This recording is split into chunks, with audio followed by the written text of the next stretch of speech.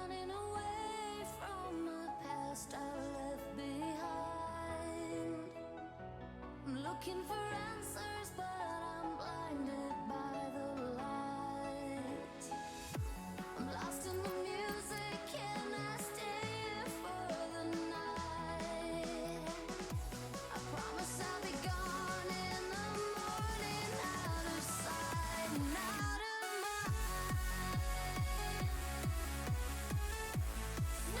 blind, out of sight and out of Hey guys, welcome back. We apologize for the technical errors. Obviously, we can't really control everything that happens when it comes to technical errors, especially in that situation. But we do our best to at least handle them well. And Kamika, beside me, he's doing production and he's co-casting with me. A massive amount of respect to him for helping deal with the situation on both ends quite well. But we do have some new information and news to give you guys both on this matchup and another one that just finished off stream. So, Kalmika, you want to break the news on the first map here? Yes, indeed. So I got word from Royalty that it was actually Team Canada that won the first map, despite some early game woes like we were talking about. Team Canada, they strung some hills together pretty well, and they were able to make a comeback. Yeah, it was something we started to see on the cards for sure at times throughout that first rotation. Obviously, we didn't see the complete first rotation of hills, but we are going to be in for another Tuscan map. And the last piece of info I'm going to give you guys from stuff that happened outside of this matchup and during the technical error time was 2C2K won their last winners round of matches against Alpha Esports, so they can make it to face now Masters of Ecuador in that quarterfinals matchup happening away from the stream as well. So now we're back here in this Search and Destroy. It's Team Canada up against Team Infamous, and Kamika, so far, what's been kind of going down here? Well, Team Canada, they tried to do a little bit of a split strat. Hold off on that for 1 second. Apparently, Royalty's trying to do something crazy, but gets caught in the act. Back to what I was saying, though, it just seemed like they were trying to do a little bit of a fast hit to A, but also sending Diamond Con over on the flank to see if he could catch someone that was lacking and maybe try and cut his way over towards the middle of the map. It's something that we see quite a lot, and I wasn't too surprised to see it, but unfortunately for them, just absolutely nothing went their way. Diamond Con was trying to find, I think it was Parsa over there with him, but he just couldn't. Literally turned his back at the worst possible moment, got lit up in the back, and Team Infamous, everything just kind of went right for them in that round. Yeah, so Team Infamous, just to give you guys once again the rosters for both these teams, we've got Team Infamous with Parsa, Pacer, Calibus, and who we aren't seeing right now on that screen because of the caster issues is Pharma, and then for Team Canada it's Diamond Con, Royalty, Parasite, and Exotic, who's missing from the stream's perspective. But starting off in this round, it's going to be a little bit of a 3 versus 3 action happening with some trades, but that nade and that stun gets Diamond Con on the board with 3 massive kills to change around this moment to making it red for Team Canada. I think it was actually Haggy, even though the kill feed did award it to Diamond Con, but now Parsa, Bomb did go down over on to the Alpha objective, so he's kind of got to go and get that back. Team Canada, they know they killed the guy off the plant, so they know that Parsa has to come their way eventually. Diamond Con, they now know exactly where he is. He's up inside the church, and they're going to adjust their angles accordingly. Now Parsa working his way towards the bomb site is going to get laid out like a piece of wood used by construction workers right there. Team Canada constructs themselves the round. That's going to make things a 1 versus 1 scenario when it comes to scorelines. And Kamika, it's it's tight, just like that hard point was in the first rotation. I mean, these teams, they look like a well and truly good match for each other. Again, I wasn't thinking that going in. I saw the name of Team Canada, and I know that everyone is pretty much enamored with them at this point, how good they are.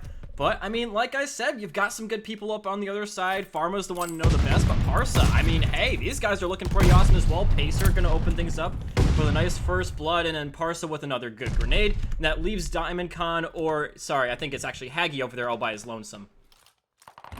Yeah, but the action, it's unfolding over by that A bomb site where these teams seem to just continue to hit that bomb towards, and it's the right side to really hit it towards, in my opinion. When you are on offense, it's the easier bomb site to play towards, and Diamond Con, he's going to stay alive, finding himself 1 kill so far in this 1 versus 3, alleviating pressure by dropping these numbers and obviously playing around where that bomb is located, looking to catch players just hiding in different corners here. He's gonna have to watch out when he starts to make his way closer to the bomb site to pick up that bomb. One player from the side of Team Infamous, it should be, I don't know who is the player who should have spotted it, but right now, Diamond Con, he does drop with players behind him, chasing and taming him.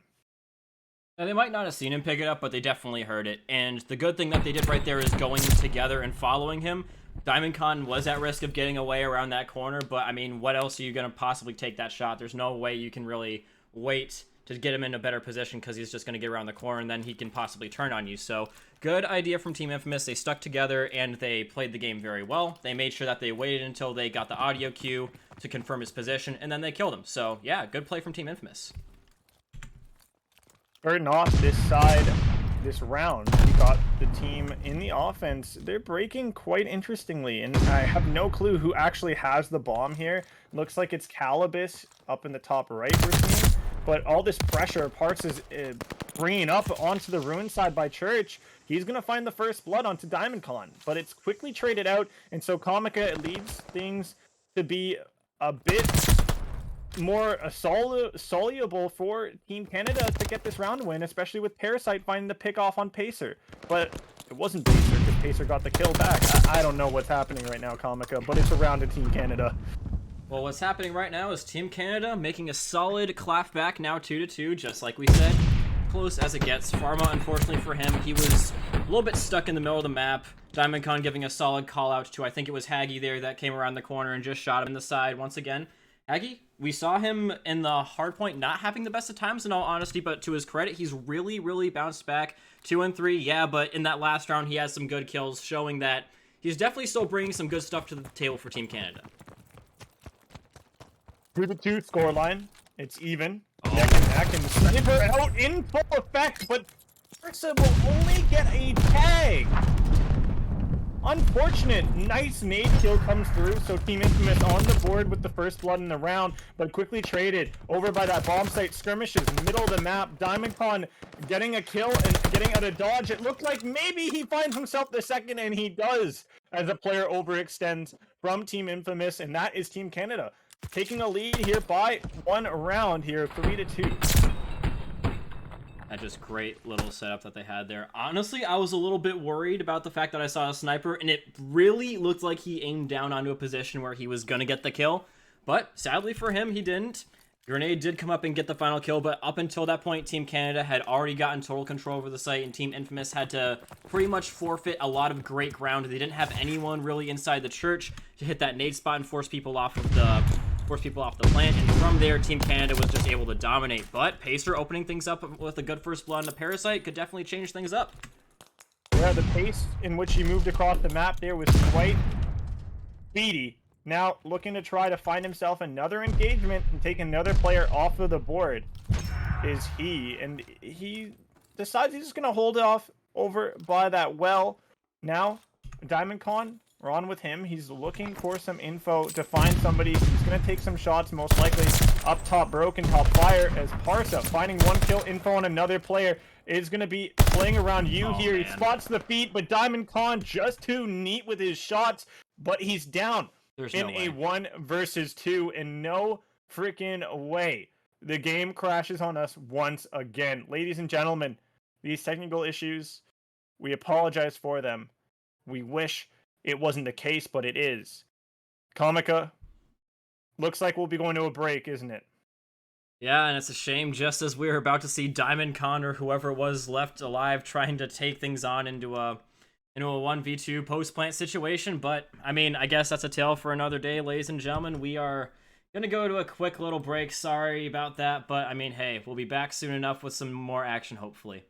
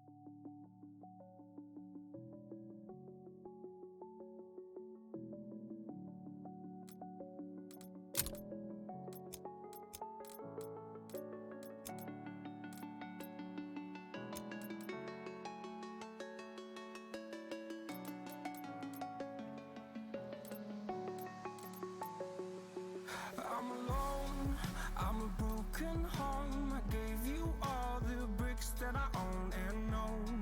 I'm letting go. I'm breaking these walls down, breaking these walls down. If you want adventure, then fly to home. But if you wanna travel, then go alone. Yeah, what's the point in us if I never know? Yeah, if you're gonna leave, I'ma let you go.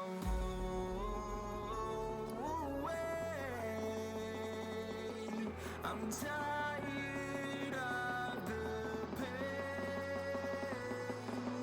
Go away. I'm tired with yesterday. Flutter, flutter.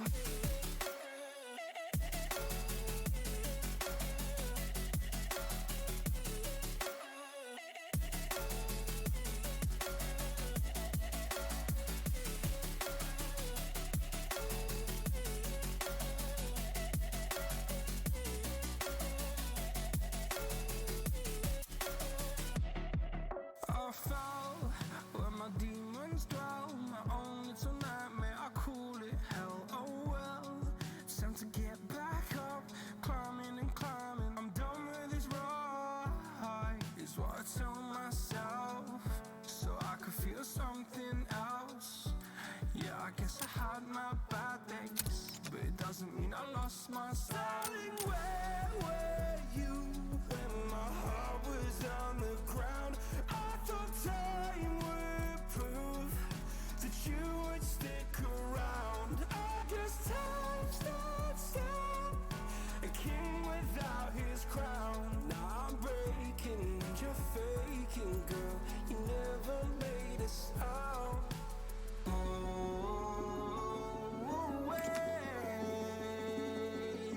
I'm tired of the pain. Go away.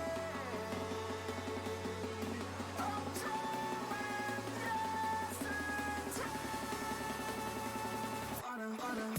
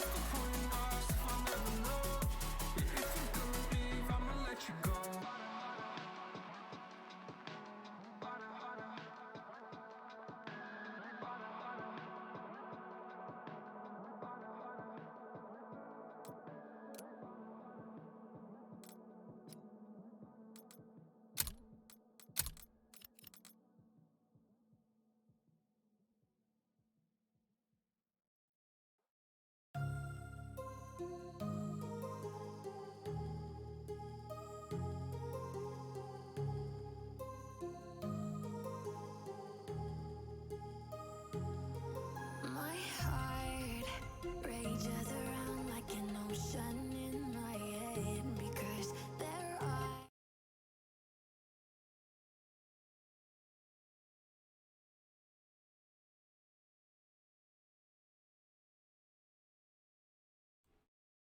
Welcome back, ladies and gentlemen. Unfortunate circumstances has us with another technical issue.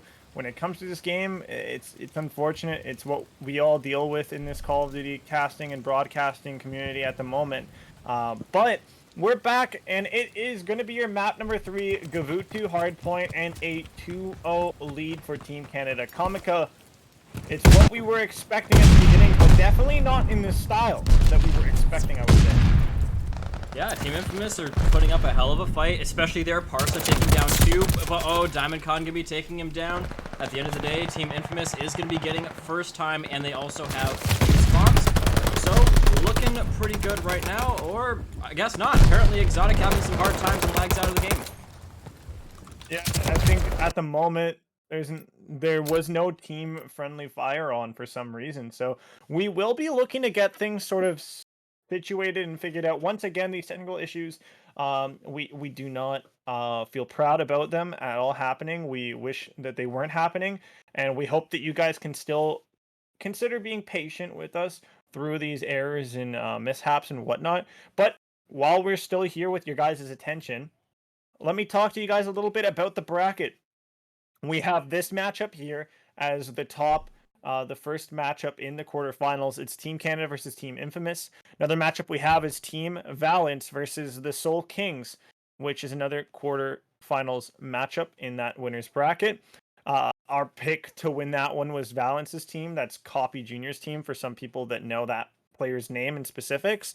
And then we got ourselves Masters of Ecuador versus 2C2K in another quarterfinals matchup. And Masters of Ecuador, they took the LATAM Challengers Cup 1 trophy home with them over this past weekend. So they're looking like they should be the favorites in that one, as well as their half of that winner's bracket, as the other teams competing in that last quarterfinals matchup is GGDD and Team 021. We're not too familiar with either of those teams, at least me. I'm not the most familiar. I don't think Comica, any of the names really struck out too far, as we didn't really delve and dive too much into them when looking at them. We were very much more glued to Masters of Ecuador and Team Canada. So let's see who can upset those two Titan-esque teams that have been rocking it in the Challengers in their both respected regions. Comica, what are your thoughts now when it comes to this matchup at hand for this Gavutu hardpoint? What does Team Infamous need to do to get this one to go their way and for them to start creating a potential reverse sweep in the series? Honestly, not too much differently.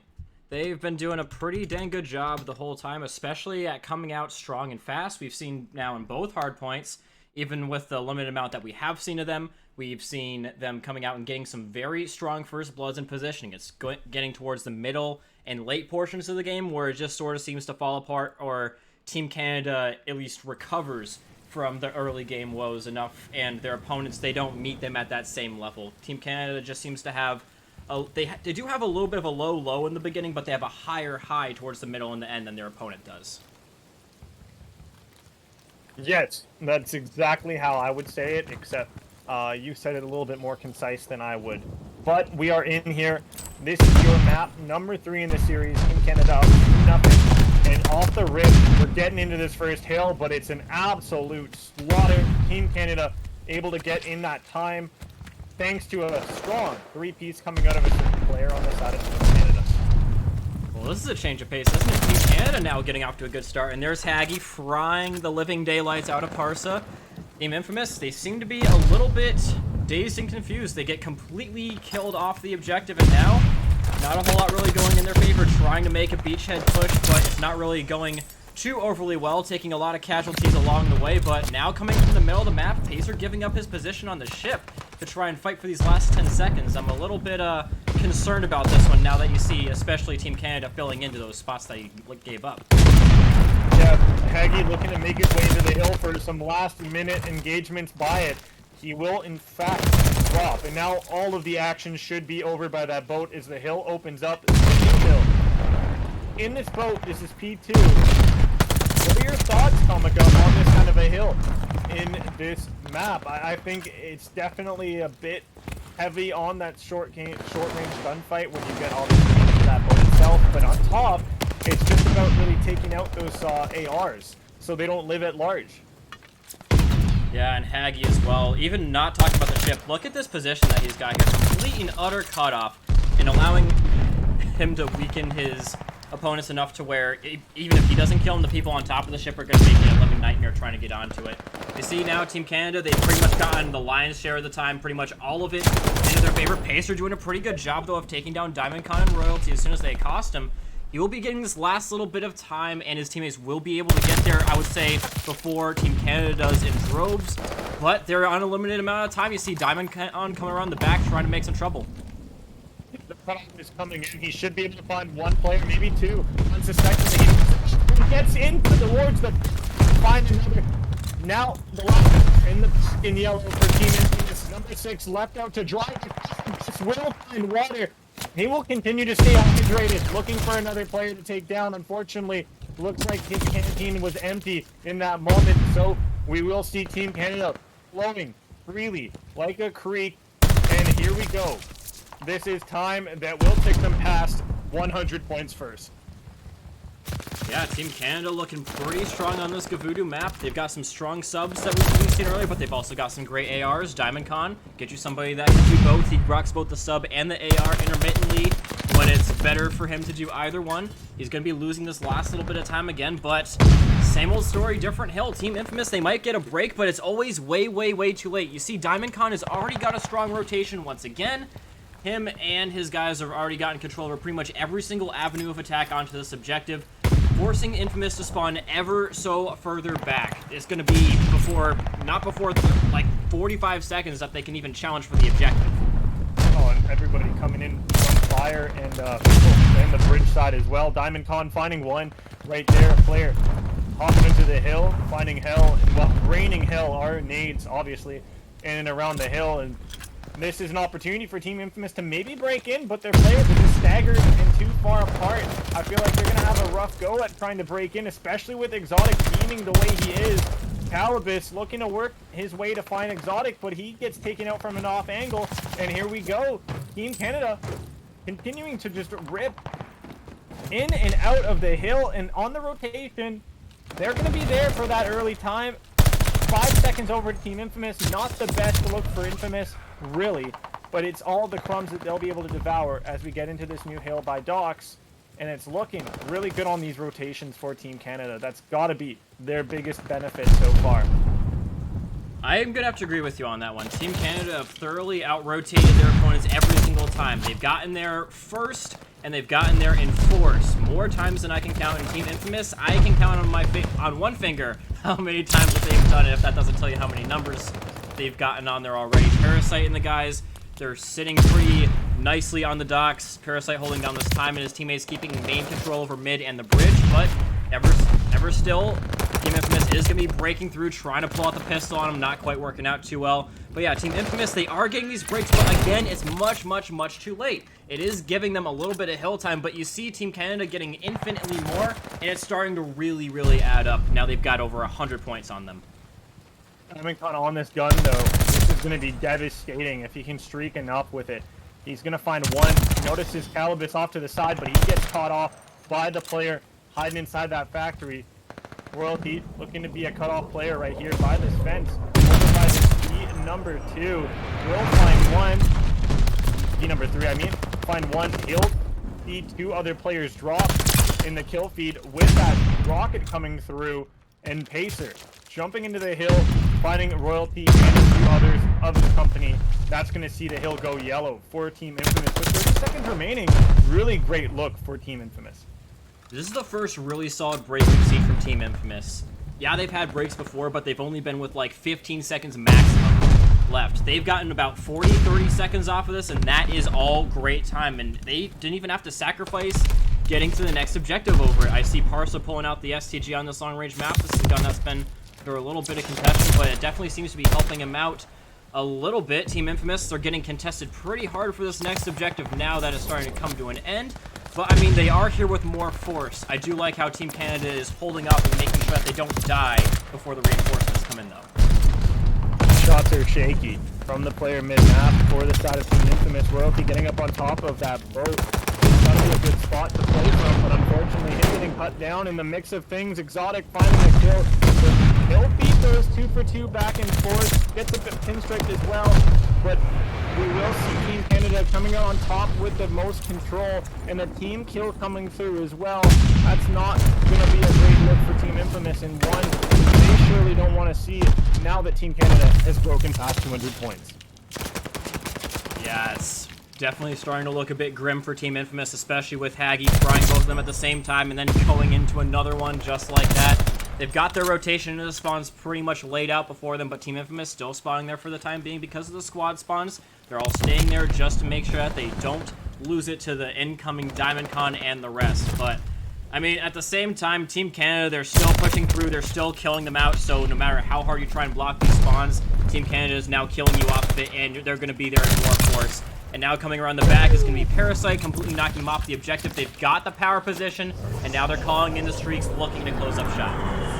Yeah, you can just lie down in there. It's going to be a game of basketball, really, to try to throw those nades up and into that boat-type land vehicle. I'm not even sure what we like to call it, but whatever it is, it's something that it's definitely easy to hide if you can just hold hill and grab time, especially when you got the other team spawning out by that P1. And this is a clinical map that won and went the way of Team Canada.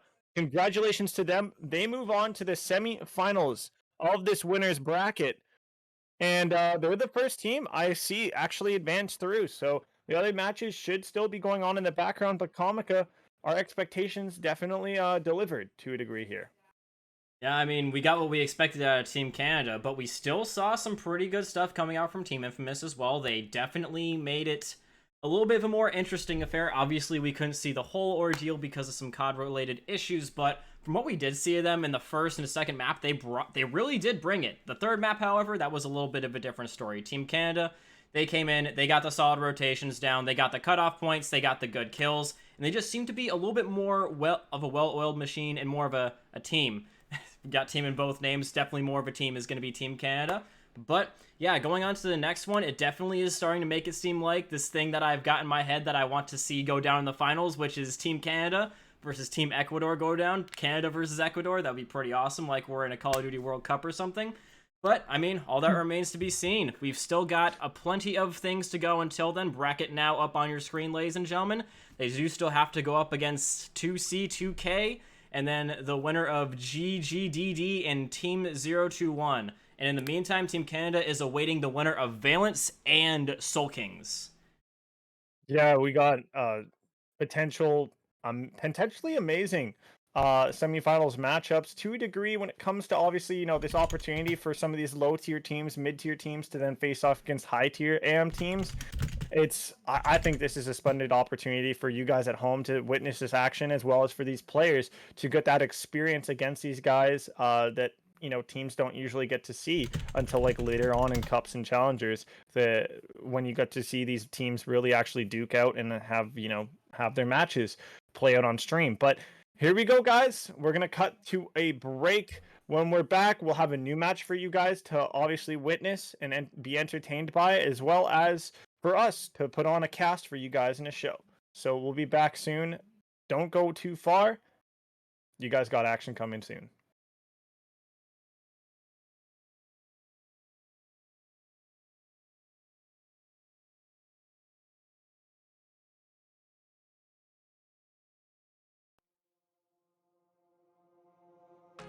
I give in to the lesser fight. My body aches to be satisfied. My weakness comes and goes. My weakness comes and goes. I'm reaching out for the easy high. Please fortify this strength of mine. My weakness comes and goes. My weakness comes and goes.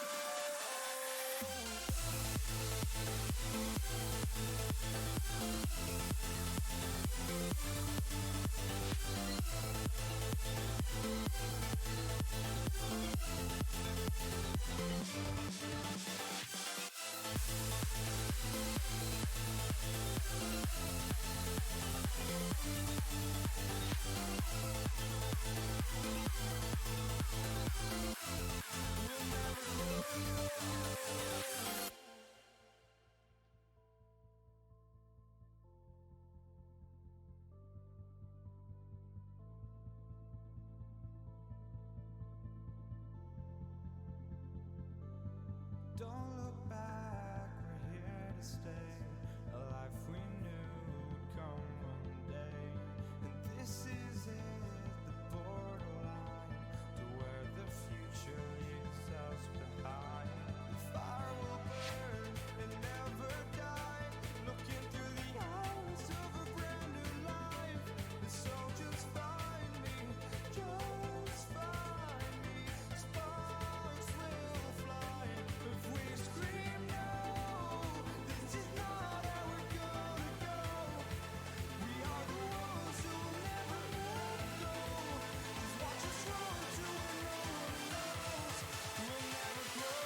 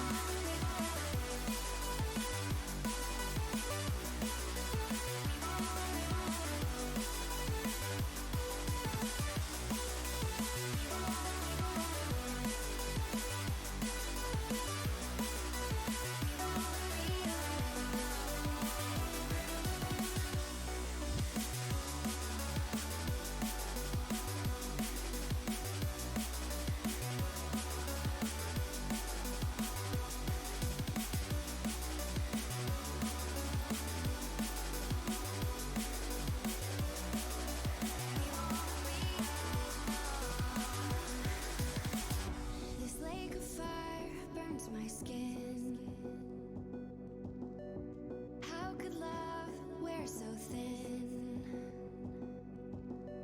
I'm sinking in the hollow ground. Nothing can stop me wanting you somehow. I won't let it die. I can feel you when you're not around. When the night gets cold, I won't be alone. We won't be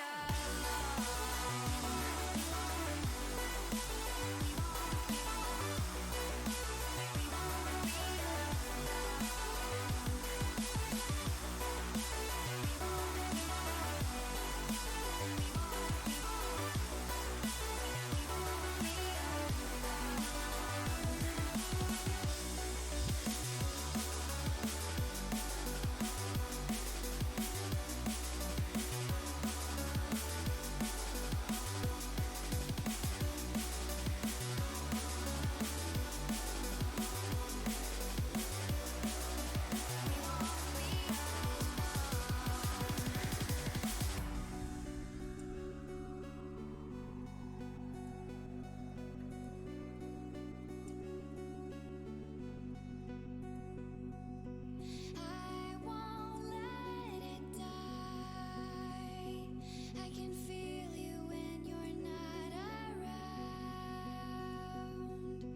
When the night gets cold, we won't be alone.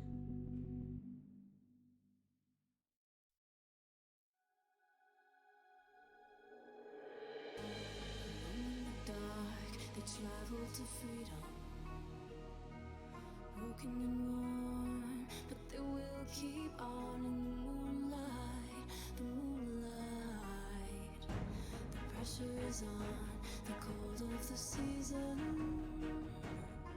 makes it hard to feel, but they persevere for the end game, the end game. I can only wish that one day we'll find the one to keep. The journey is an endless one to the same love, the same love.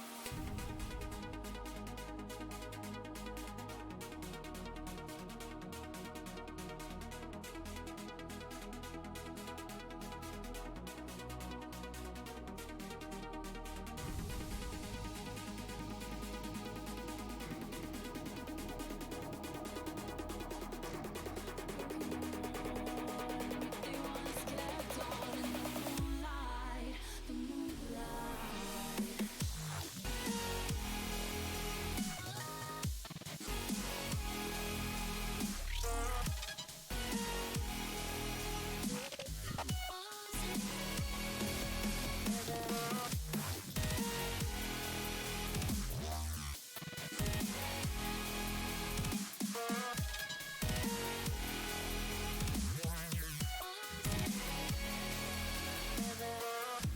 Alone in the dark, they travel to freedom. Broken and worn, but they once kept on in the moonlight, the moonlight. I can only wish that one day we'll find the one to keep. The journey is an endless one to the same love, the same love.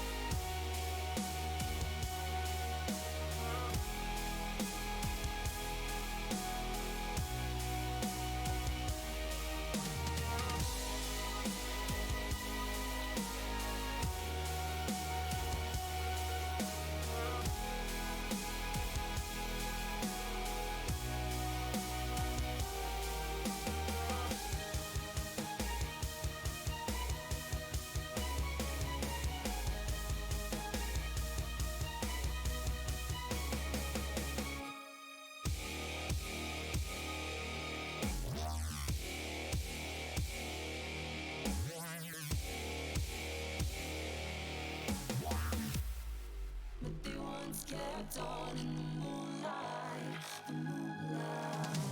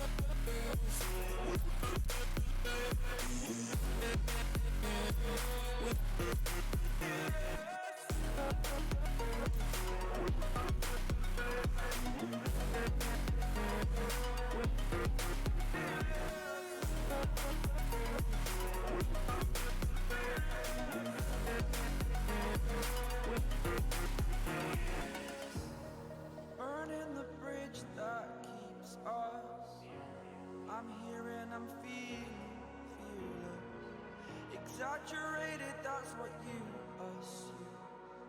The story's over now, I must conclude. I am conflicted, watching where I step still, hanging in the balance, not the life I want to live. I want to take it all, standing tall, fear outweighed the person you are. Oh, break out, I've got to see. Spent all my life holding all of it closely. I played it innocent, a feel of discontent. I'm finally facing it all, fearless.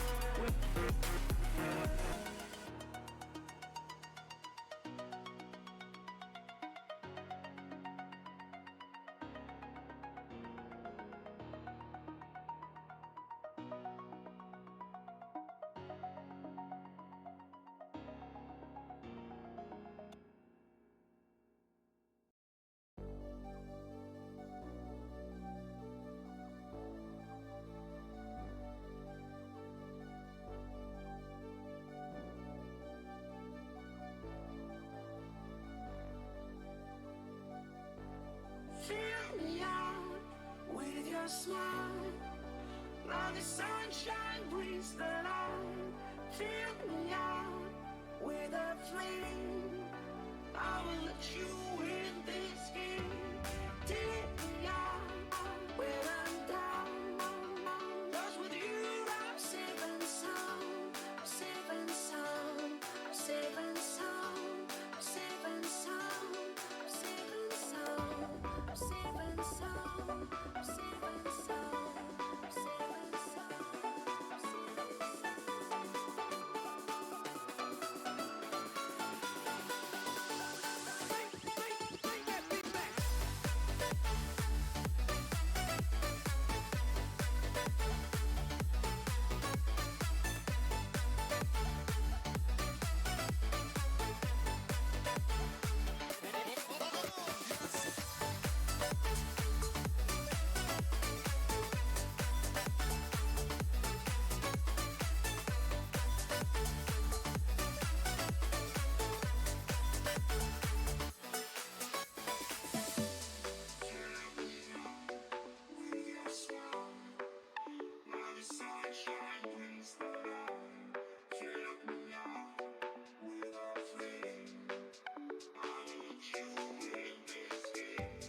take me out when I'm down. 'Cause with you I'm safe and sound. I'm safe and sound. I'm safe and sound. I'm safe and sound. I'm safe and sound. I'm safe and sound. I'm safe and sound. I'm safe and sound. I'm safe and sound. I'm safe and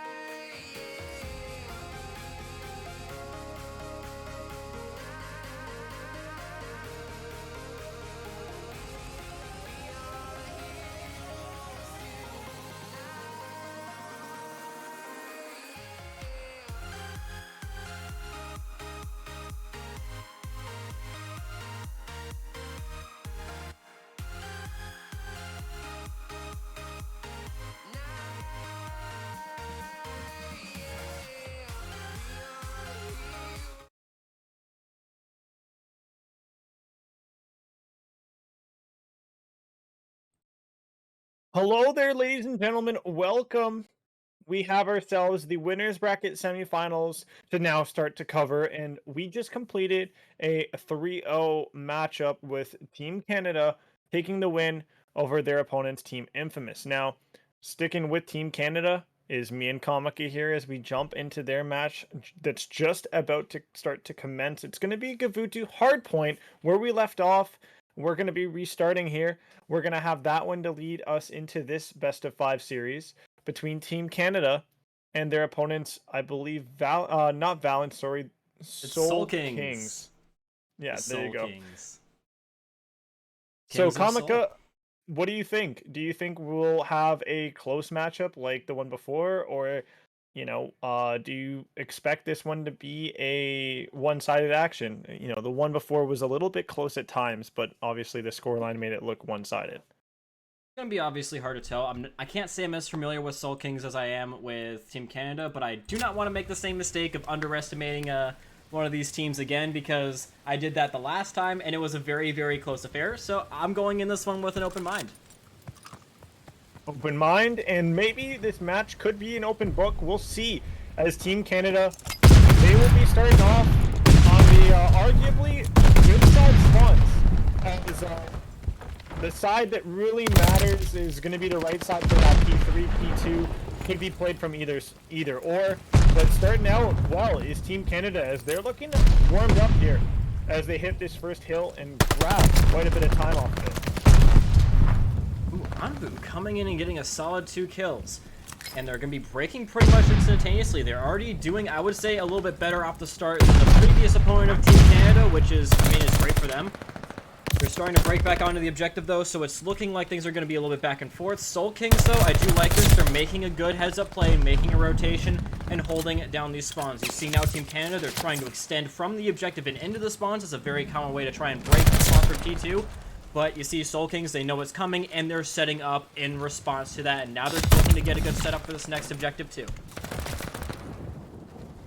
Yeah, starting out, hot has been Team Canada, but obviously Soul Kings, they have some rebuttal, they have something to say about it all as they hit up this next rotation on next hill itself inside the boat, and they're already starting to look to play those spawns on the right side of the map, just like I said earlier, for that rotation for P3. Smart play, Gunny on point from Drek, and we're seeing the Soul Kings turning over a new leaf early on.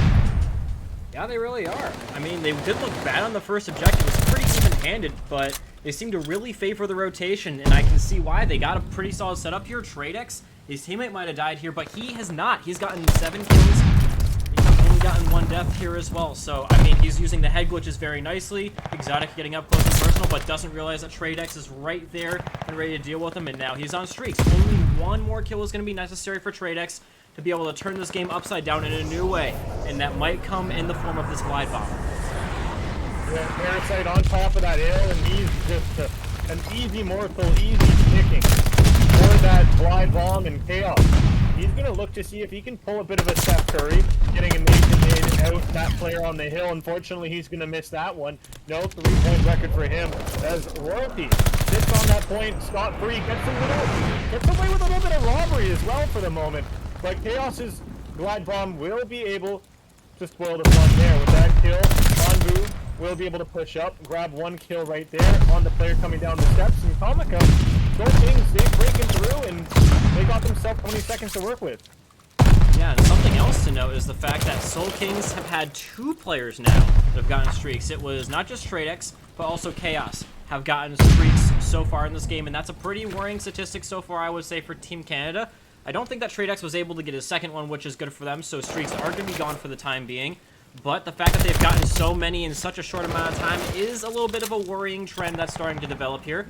Soul Kings trying to break this from the back and force Team Canada out to the ship side spawns. These are the side spawns that you don't want to have if you're Team Canada in theory, because it's pretty easy for your opponents to get headies and trap you up in there. Trying to stop this is going to be Exotic, taking down a solid 2 kills, looking for the third. But Tradex is going to be living up to the namesake and getting a solid trade out for his 2 teammates. Just like what you were saying there, to be honest, it's got to be a lot easier to break around into the back of this hill, playing through beach if you are the team trying to retake the hill itself. If you're trying to funnel your way through fire, it does not end up doing much good except getting you burned. And on this next rotation towards docks, Team Canada, they're one step ahead of their opponents in Soul Kings once again. Back-to-back hills, we're seeing the team in red out-rotating the team in blue. Onbu, he finds a big kill while on top of the ship on a player that was early rotating for Team Canada. Now Soul Kings finding some interesting spawns that are coming through. I don't know quite what is happening.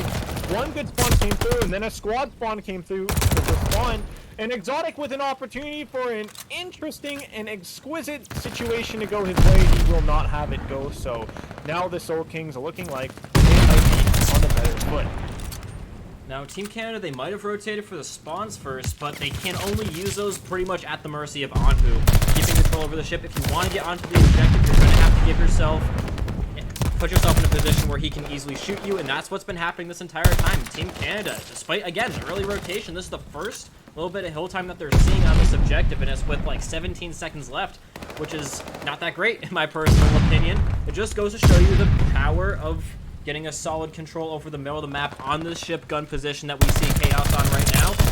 First rotation is going to be ending in the favor of Canada, but I mean, it's still looking like it could go either way. Spicy stuff. Parasite with the two-piece on the hill. Chaos finding the kill onto Royalty, who was holding that gun for his dear life. Team Canada, it's a cluster of action all around that hill, and even out by the beach side where P number 4 is. We're seeing the side of Soul King spawning up over there on the left. Team Canada continuing to riddle up that hill with bullets and just success after success. We see them past 150 points, and we're seeing Soul Kings just hovering around that 80-point mark right now on the threshold. Team Canada firmly grasping this hard point on Gavutu, wouldn't you say, Kamika? Firmly grasping it indeed. I would have to agree with that 100%. Now, I think that we're seeing a similar dichotomy to what we did in the beginning of the last series, and the fact that Team Canada was a bit slow to start pretty much every single map, and it's looking to be the case on this one as well. Soul Kings, they looked pretty good off the start. Obviously, they were still toe-to-toe with Team Canada, but again, Team Canada is showing that they have a higher high point in these matches than pretty much everybody else, despite not starting off at it. Yeah, Exotic's three-piece gets cut down on the hill. Onbu, he's going to find himself one. Nearly got himself the second there, as it looks like in the kill feed it was 2 Onbu kills and 2 Royalty deaths. As his podcasts are in a nutshell right now. Just an absolute mockery, I would say. As Soul Kings, they are in control, in possession of this hill, but Royalty flooding into the side without anybody really holding him hostage. He will be able to hold the hill hostage, but Onbu up above, maybe gonna find 2. He does. That is saying how do you do to multiple players of Team Canada, and a response that will be met with another. See Soul Kings with control of the hill once again. That was a great little bit of effort in a confusing situation. Onbu was literally running all around them. I'm sure Team Canada were trying to call him out, but I guess the calls just weren't very precise. He ran right around DiamondCon and shot not 2 but 3 of them in the back, and TradeX was able to once again live up to the namesake and trade out the final guy and get them some good time. Onbu now making a solid rotation here, again taking down another 2. And it should, now that the spawns have been cleared out, be a good little bit of hill time for Soul Kings, assuming Royalty doesn't spoil the fun. 100%. You're looking at Parasite coming off a spawn to maybe find a player or 2. He will call out the streak. That should be able to clear off the 2 players, but Onbu's shot, it is electric, taking down Parasite. And I think the nade in his hand as well, but Royalty breaking into the hill will make things easy for Team Canada now, with the hill going in their favor. It's only 5 seconds remaining though, so the rotation across the map, it could come in for Soul Kings and come in well, but unfortunately it's not. It will spell rubble, as now Soul Kings could become rubble. That was a great attempt at a stun check for Royalty. Apparently they have great knowledge of where they're going to be spawning them out to. They're going to be forcing them out to these spawns that you don't want to be having. 10 seconds is all that is necessary, and they have to go through the funnel of death to get onto the objective for the contestation. And it's really looking like it's not going to be the case. Team Canada going to be holding this one down, dragging their opponents kicking and screaming to the finish line. It's going to be Team Canada 1, Soul King 0 to start things off. Yeah, 250 to 118. It's a It was a map that started out, I would say, a lot closer than maybe the scoreline sort of shows and pictures, but ultimately it does end in that fashion and deservedly as well as Team Canada. I would say they 100% outslayed their opponents here on this Gavutu hardpoint that we already saw them play early on as well.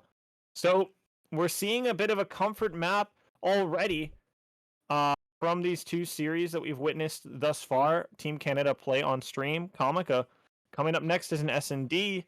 And are you excited for S&D with this, continuing to watch this Team Canada side play? Oh, absolutely. We saw them do some great stuff in the last Search and Destroy. We saw Haggy doing some good stuff. We saw Royalty going and getting that 3-piece in the middle of the map.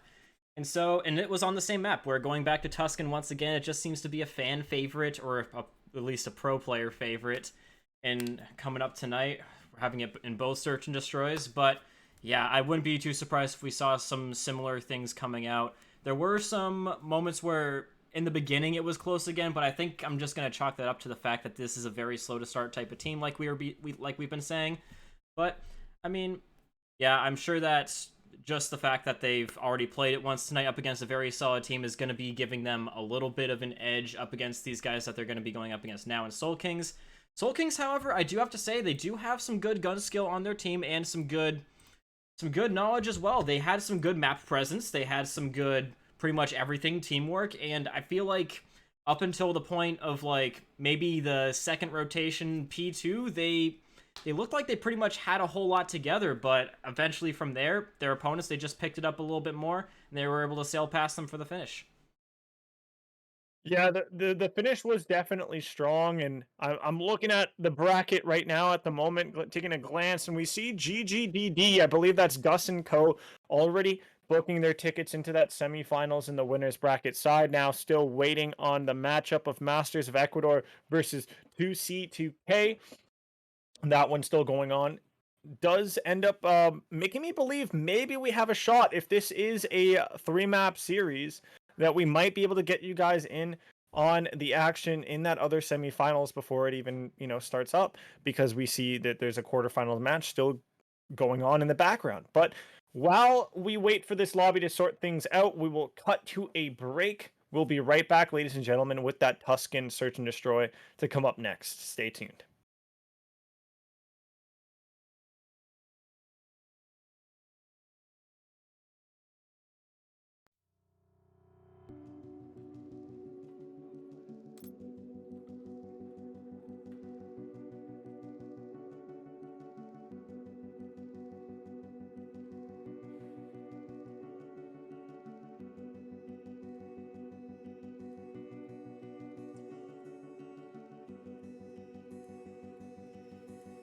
You paint a picture in my mind.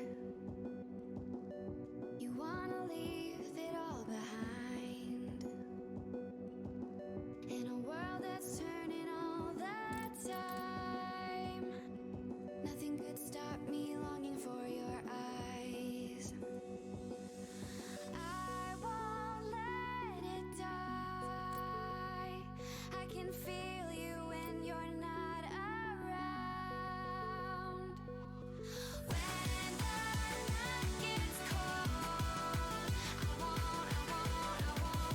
I won't be alone. We won't be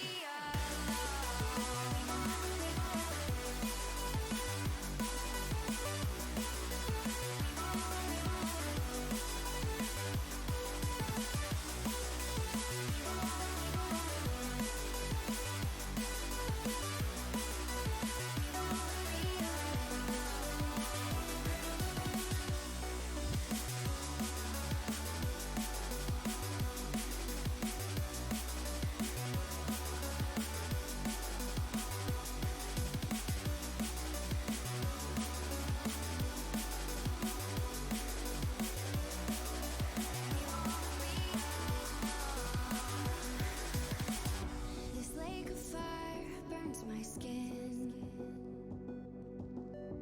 How could love wear so thin? I'm sinking in the hollow ground. Nothing can stop me wanting you somehow.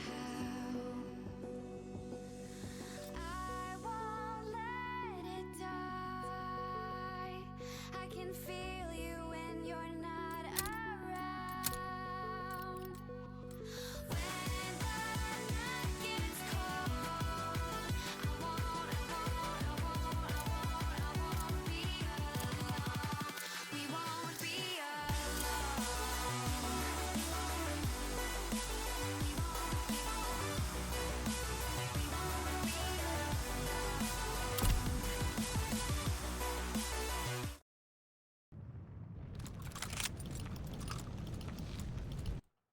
Hello, ladies and gentlemen, and we are back once again with some more Esports Hub playoffs. We once again have Team Canada versus Soul Kings. Currently, in case you guys weren't here earlier, it's 1-0 Team Canada, and I am joined by Trix. Yeah, guys, welcome. We got Soul Kings here in the blue on the left side and Team Canada on the right. And I promise you guys, it's not just Royalty and Parasite playing. We do have the other two members and Exotic and Diamondcon in the lobby playing right now, finessing and dripping with success. Oh my god. As right now, it's Dex who finds himself a flurry of 3 kills in this round and puts himself in a 1-versus-1 with Royalty.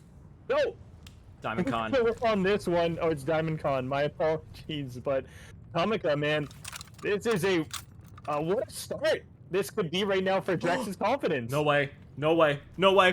No way. He's gonna get it. He's gonna get the ace off the start. I had honestly written Soul Kings off in that round just because of the amazing start that Team Canada had. But apparently I shouldn't have done that because Tradex, living up to the namesake again, he gets not 1, not 2, not 3, but 4 trades in a row. And that is a round in their favor because of it.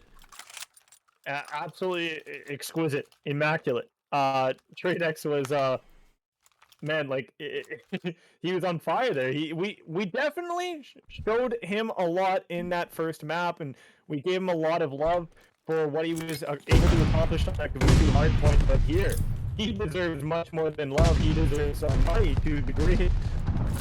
But Team Canada having a great start once again to another round of Search and Destroy. They'll find themselves the first 2 kills, but quickly we're starting to see a potential response from Soul Kings. And last time around, the response led them to a round win, and that could potentially be what we see in front of us, right, Kamika? Right, yeah, we've got Parasite and Diamondcon still alive, 2v2 situation. They seem pretty well set up. Chaos, they can't seem to quite find a way through, so they're going to try and go around the other side. Ooh, Diamondcon almost going to be able to turn on him, but it's only on Parasite now. I think they saw him run away unless there's some bad COD timing, but either way, a defuse has to come out now, and Parasite, he has to defend this. Oh, one big kill right there. Maybe catches the player defusing. Oh, he doesn't. The player hops off of the bomb. They look to play. Look, he still got it through that little crack, but Parasite dropping after the bomb had gone past a point of no return puts the side of Team Canada up in a successful position. Check the Unfortunately, it seems like I'm peaking very terribly, so I will look to fix my audio a little bit, guys. So, Kamika, take it away. Not a problem at all. It seems like Royalty not looking to get too stuck in this time around, and Tradex, him and his guys are looking to get a little bit more of a mid-map presence. They're not giving Sucka too much up close and personal support, which I'm a little bit surprised at. And now it appears that Team Canada has sent a little bit of a contingent around the side of the map, now getting control of the middle of the map. And Sucka gonna get naded right off of the plant as soon as he does it, but gotta be a little bit careful. Tradex looking to do something awesome again. He's got Parasite right in the palm of his hand, but some good control over the site could lead to a Team Canada defusal, but not if Tradex has anything to say about it. And he definitely has something to say about it. He gets into his spot right here, catches perfect timing to maybe take down Royalty, but the reflexes were just about good enough, and instead he's just gonna have his body riddled with bullets here. That's disgusting. That is disgusting. Team Canada just absolutely not being polite Canadians like everybody thinks we are. Do this body in front of them. Have you seen anything like this before, Kamika? Definitely. I see it all the time in Call of Duty, but I'm sure the Team Canada players were saying they were sorry as they were shooting the body in typical Canadian fashion, but obviously that's a joke. Anyways, Getting into the next round, we saw Soul Kings. They've gotten themselves into some pretty interesting situations. Like that bomb plant was in a spot where it was not the easiest thing to hold on to, just because they had completely given up on that B side of the map. We saw Royalty and the guys get some good control over, and that's where it really started to go south. But I mean, still, somehow, some way, TradeX finds his way through a little gap in the opponent's armor and makes some good plays all the time. The gap wide enough for the bomb to get planted, it looked like, here for the team in the offense. The defense, however, trying to now look to respond out by Ruins. Royalty finds another kill. Number 8 still lurking around, but Suka is able to dispatch that player, not going to find the next. It looked like it was going to be just success after success for him. But now Chaos left in the 1 versus 1 against Diamond Con. Diamond Con calling in the streak, and Chaos left out in the open. He will goof up that round, and Team Canada will go on the board up 3-1 now, going into round number 5 coming up next. I hate to judge people in 1v1 situations, especially when you get a streak called against you, but I'm going to have to argue that Chaos had enough time to beeline it straight into the church. I feel like he just freaked out a little bit too much. He's like, oh no, a bomb's about to fall from the sky right onto me. He definitely had enough time to run in there.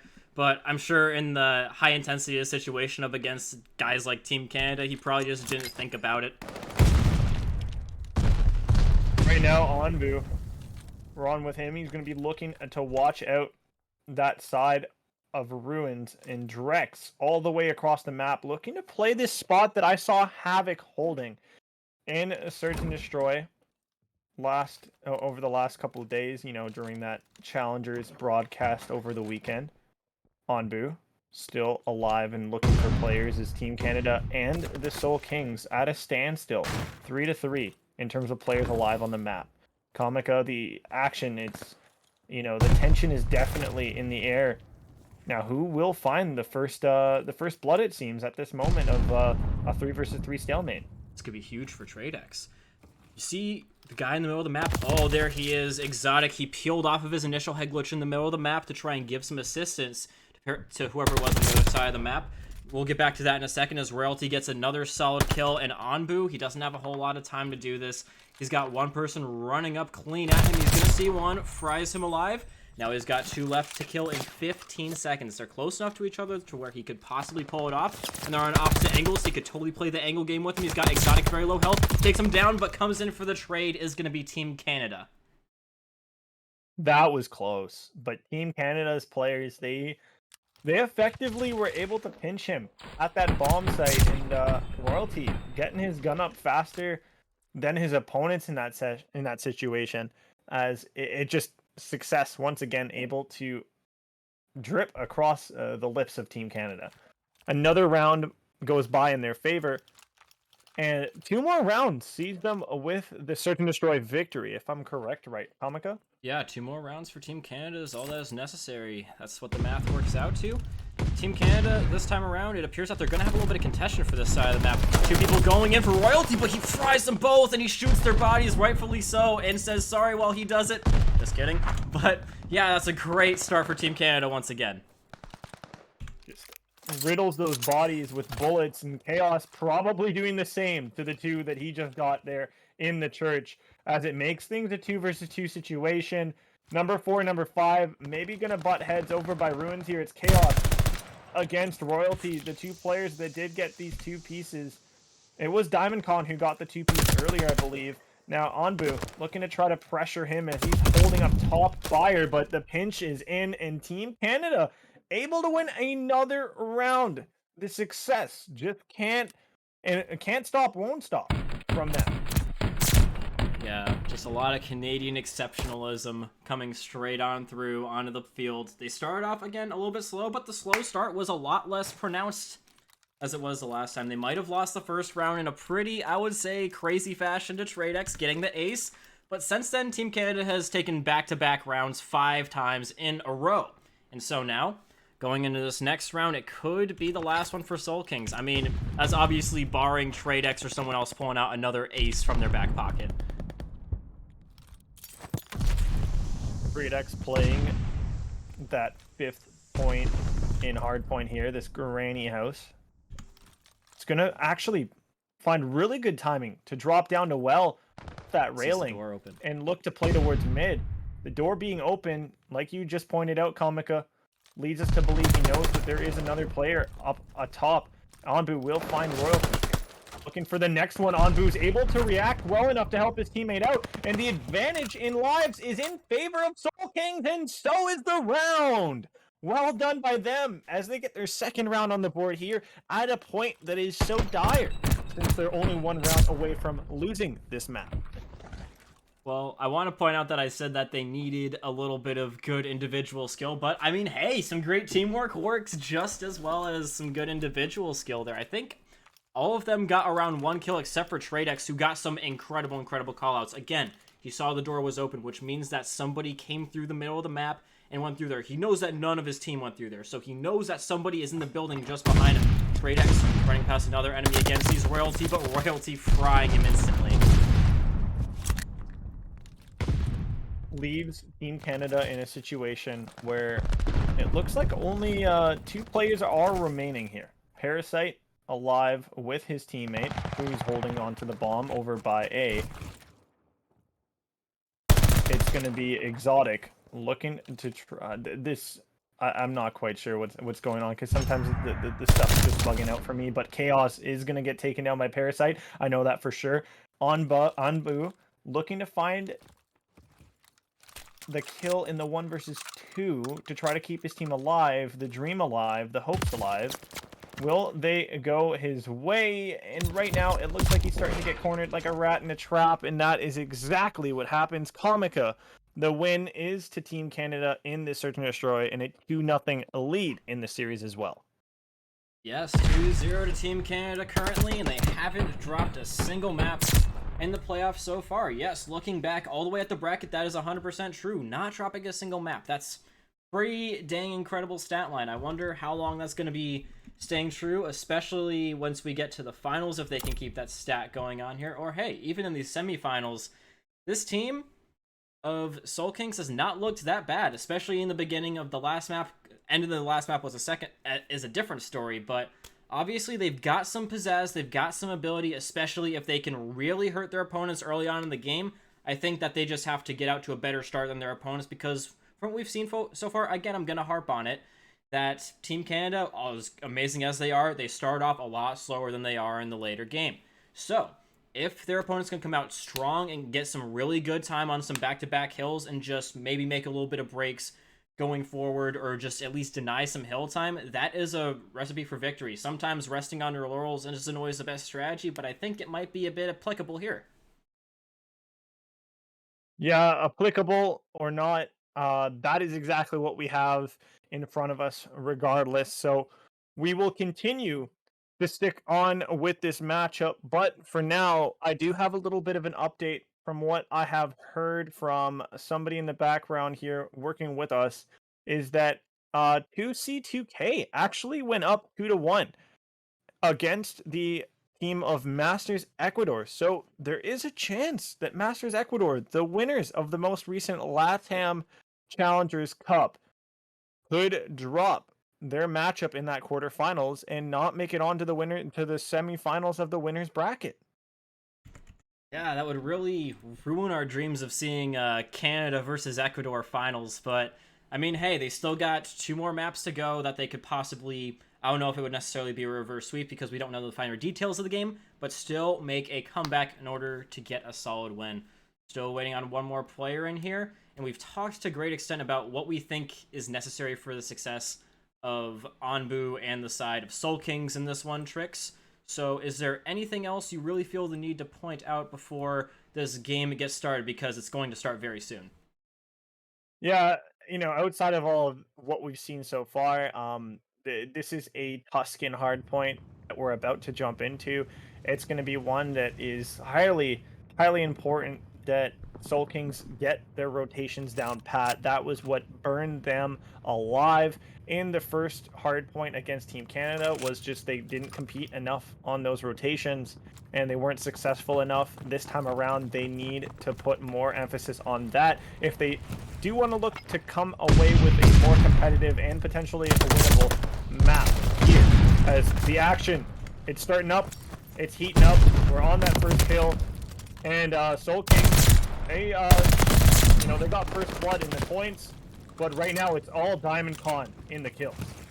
It literally is all Diamond Con, and it really is too. Takes down a fourth. And you see, Team Canada, they are pushing up really far into their spawn, but still not far enough to break their own spawns. You see Tradex, and oh my god, this is an absolute massacre. No slow start this time for Team Canada. All gas in a forward-leaning direction. But maybe, just maybe, they left themselves open to a solid counterattack here. Tradex and the guys, they are going to be gifted the spawns by Team Canada pushing up a little bit too far, along with someone flanking around the back. So despite the fact that Team Canada has a 25-point lead going into this next hill, Soul Kings will be set up to maybe get some good time and catch up, if not surpass them. Yeah, it was that spawn that we saw happen on the right side of the map, and it was because Team Canada had overextended too far onto the left without anybody back on the right. So Soul Kings, they get gifted the spawns on the right side of the map. What can they do with them on this initial time? It looks like it's nothing. As Team Canada, they saunter on into that hill and just look to cover the bottom half of the map, and now look to maybe lock in some sorts of spawn traps over by this hill. Oh, spawn trap indeed. How can you possibly break Diamond Con? Apparently like that, but I mean, you've still got people behind them like Royalty and Soul Kings. They're realizing the situation that they're in. With 20 seconds left, they're going to be rotating on to the next objective. Tradex getting ready on the next objective. They're making sure that no one's going to be coming down through the bottom alley. No one's going to be trying to extend through P1. Just kidding. Diamond Con's there, and he's going to shoot Sucko right in the back, trying to get a cash money grenade position onto the objective, and he does get a solid hit with a stun grenade. Knows that someone's there as if he didn't already, and now he's going to pounce. The pound into the bullets does not end up going his way as Dex stays on the map. Tradex looking for more. He pops his head up. He might find that player arch. It's going to be his teammate instead. And, wow. Oh man. Stuns in this game actually deal so much damage. And Parasite just playing a ladder by himself? I don't know. That's not the ladder we're used to seeing him play. And the nade coming through in Team Canada's not favor. We'll see a player dropping off the map there, as well as a disconnect happening from Team Canada. Soul Kings with a potential opportunity to start to run away with points. Now that Team Canada is down to 3 players, Comica, this is something that comically Soul Kings definitely needs to happen for them to turn things around. This could be a huge boon coming the way of Soul Kings right now. They've still got to obviously deal with the players that are left, which is easier said than done with how amazing these players are. Diamond Con and Royalty can see one and know the map, taking down another one, and still having a really good job breaking in here. And in fact, they are going to be breaking here, despite the fact that they are a man down, Royalty being a one-man army, and just still making life annoying for Soul Kings and hopefully keeping the scoreline as close or as in favor for them as possible until Parasite can load back in. Yeah, right now, the Soul Kings just about 10 points shy of tying up this game in terms of points at the high point. Suka sliding around like he's on skates, and Diamond Con as well with that movement. Shotzi like he'll find himself the 2-piece clearing up that church. And now we got to get ready for this rotation to the next hill, and the opportunity with a numbers advantage for Team Soul Kings for that early rotation to go their way. It's in front of them, and it looks like they will be able to take it with that initial time now. Yeah, really hoping that Parasite can get back in here soon so that there can be absolutely no question. What an accidentally amazing grenade. He almost killed Chaos by bouncing it off the wall. He was totally not trying to aim it there, but it almost really helped him in that gunfight. Sadly for him, it is going to be going down. Just thought that was kind of funny enough to point out. Royalty and Diamond Con also in the meantime getting smoked. They just can't match up against this 2v4 that they find themselves in right now. Their other teammate was not in a good position, and oh, Sucka, he's going to be wrecking them, taking them down in a 2v1. And oh, do we have another lag out? No, we don't. No, but what we do see right there is an ego chow and a half. And I'm not quite sure, but it looks like I think Team Canada might be bowing out of that map, not wanting to really play it out there with them disconnecting from the lobby. So they might just be handing it over to their opponents in terms of that map being theirs. And so that's my expectation on sort of what just happened. is that we see things now go into a map 4 with a 2 versus 1, or not 2 versus 1, but a 2-1 score line, unless otherwise where it could be a restart. Yeah. But regardless of what ends up happening, we will be bringing you guys some action in another map coming up. But for now, we'll head to a break and look to resolve whatever matters happening.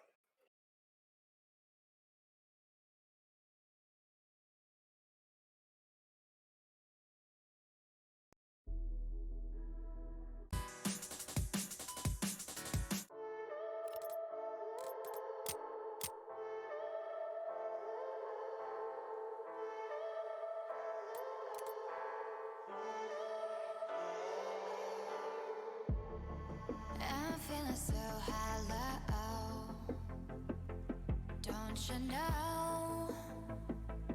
Don't you know?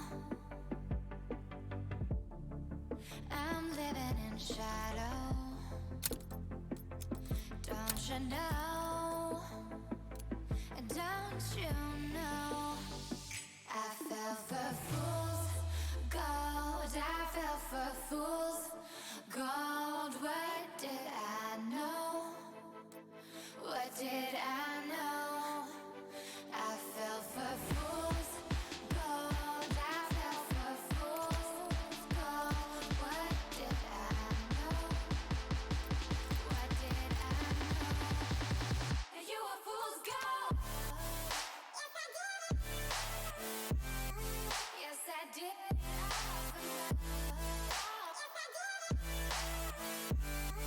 Yes, I did.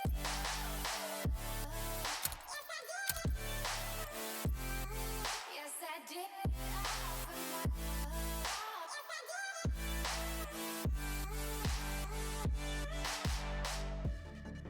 And I did it all for love. Yes, I did it all for love. Oh, they say fools believe in it, so I guess I'm one of them. Oh, don't you know? I fell for fools gold. I fell for fools gold. What did I know? What did I know? I fell for fools gold. I fell for fools gold. What did I know? What did I know? You were fool's gold. Yes, I did.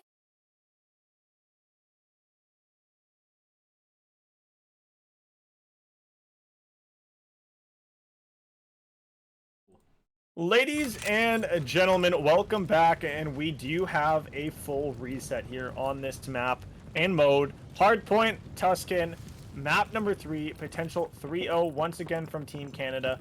And Comica, what we saw already was a very well-oiled machine of Team Canada when it was a 4 versus 4. Will we see Soul Kings maybe look a little better now on this reset? One thing I do have to say is note that the team names are mixed up. I think they decided to switch sides, but don't confirm me on that. What I do know for sure is that we are doing a full reset here, ladies and gentlemen, so that first round that you did see is going to not count whatsoever. Team Canada going to be starting off on the bad side, but still getting some good time as we saw again. And Royalty and the guys, they seem to be having a pretty good start here, but not able to totally break the spawns. Yeah, Rex, massive 2-piece on the hill will open it for the Soul Kings to grab a hold of point. As it's 21 already in favor of Canada, they could realistically look to already play for this P2. And Diamond Con early rotating here is exactly what he's doing. Only one player really contesting, and he's going to be able to dispatch him, so that will be the P number 2 spawns and point in control of by Team Canada for the start. He's going for it. He's trying to go and get another amazing string of kills. Honestly, I just saw him dust 2 of those people and it was getting me pretty hyped, and I was really hoping that he would make it in another amazing moment. But I mean, hey, in and of itself, it was pretty good. Soul Kings, they are going to be getting a little bit knocked off the objective as Team Canada going to get total hegemonic control over the objective once again. And this is a little bit different from what we saw last time. Obviously, this was before the lag out, and we did see Soul Kings having a pretty good amount of presence on it, at least to where they were able to deny the time for Team Canada. And this time around again, Team Canada going to be getting a solid rotation to P3. This is again where we saw Soul Kings starting to take the lead, but now Team Canada looking to take a bigger lead of their own from it. Batter lead right there with the way that Paradise was Paradise. Why am I all mixed up right now? Comica, help me, I need an adult. Bro, we got 2 tickets to Paradise right now. But yeah, either way, it's looking like Paradise right now for Team Canada. Oh, except for that, Royalty gonna take down another 2. That's pretty awesome. Stray Grenade going to be making it so that he can't make it any more than just a multi-kill times 3. But Soul Kings, I mean, they look like they're just not having really any difficulty right now. Their opponents are trying to go route 1. Tradex is going to get a solid kill in the middle of the map, but just way too dug in. Layers upon layers of defense is the case right now for Soul Kings. How are they going to be able to get out here? That's the real question. But DiamondCon is apparently going to have an answer for us. If you're a fan of Team Canada right here, this is some satisfying hard point to watch. Like 108 points to 16. Are you kidding me? Soul Kings. There's an L in their name for a reason. They've got to step it up here. And DiamondCon, he's going to get himself a 2, not a 3rd kill. It's going to be another player named DiamondCon that finds the 3rd one. As we still see Team Canada just with so much success. Map control, point control, the church is theirs. You call them Pope. And that's just the kind of presence they have here on Tuscan. But now, I say this, but iTradex, he's going to have an opportunity to get on a flurry of kills for himself, and he's going to even pre-fire a player's rotation over. But unfortunately, he won't be able to do anything about it once the player gets into that holy ground. It is Team Canada to hold. Oh, good standing of the ground by Royalty. There were so many situations where, honestly, I thought that one team was going to win the final 1v1, but another player came in with a haymaker and made it so that wasn't the case. Not a whole lot of timing going either way, but I think the tiny majority of it did go into the hands of Team Canada ever so slightly. 100 points to the good over their opponents right now, and Parasite looking to make it even more so than that. He's going to overextend from the objective, getting a little bit bloodthirsty up in here, and DiamondCon feeling a little bit the same. Going to be going in and wrecking Soul Kings as soon as they get off the spawn. Yeah, Team Canada, man, just... And to think, right now, what we're witnessing is a game or map 3 here in a best of 5 that determines who makes it to the winners bracket finals here in the esports elite playoffs for 4,000 smackaroonies. Team Canada, they're staking claim to that right here, right now. Yeah, that's not chump change, to say the least. Sucka trying to get his team in a good position to where they can control the stem of the flow from the middle of the map. But, okay, that's another stun grenade kill we're going to see going into the hands of DiamondCon. Well, against him this time, but Team Canada, they're going to be getting a little bit held at the middle of the map. A whole lot of kills, not a single one going into their favor. DiamondCon going to try and open things up with a solid little glide bomb, but apparently they're not reacting too well to Sucka. And still time going into the hands of Soul Kings. Not a whole lot compared to how Team Canada has, but it's the beginning of what could potentially be a comeback. Yeah, it's looking like a comeback could be on the cards, but at least, you know, a comeback in terms of, to me, getting past 100 points, because you really don't want to look like, you know, you get 100 point club here in this situation. But Team Canada, they're just so clinical. iTradex, though, you know, amongst all that clinical play we see from Team Canada, Soul Kings, he's been a bit of the shining knight, you know, for the side of iTradex.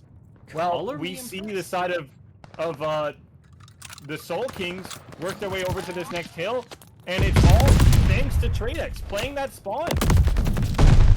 Yeah, I was gonna say, color me impressed. That was an incredible turn of events from Soul Kings. They take control over the spawns, they make it so that their opponents can't really have any efficacy on the previous one, and they're still holding on to it despite some massive pressure coming out from Team Canada. And again, the kill feed is pure red right now with the blood of Team Canada all over it.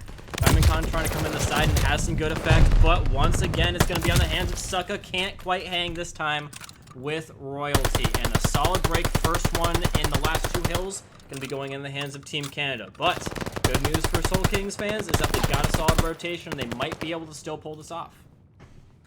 Pull this off. Team Canada's dancing on the point. They already seem to feel like it's already in their hands. And Sucka, he's now that early rotation, finding one player. As Soul Kings, maybe their little bit of morsels of enjoyment here could be coming to an end. They do see themselves past the 100-point mark. Team Canada looking successful to potentially break into this hill. iTrish getting a nice spot by that fire steps. Will take down one. Royalties from the front, find one in the restaurant, ordering a nice hot pizza from the oven. But unfortunately, he won't be able to enjoy it.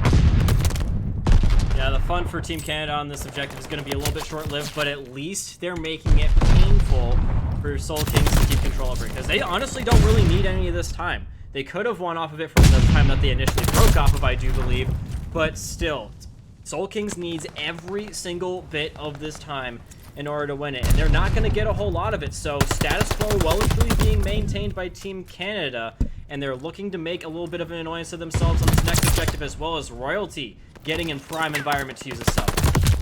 Oh, and he nearly did something epic right there in the back for those spawns, but it's the Soul Kings that are not sulking at the moment. They're looking good when it comes to them grabbing a hold of this hill time, grabbing a hold of the rotation for those spawns, and I have to give them props.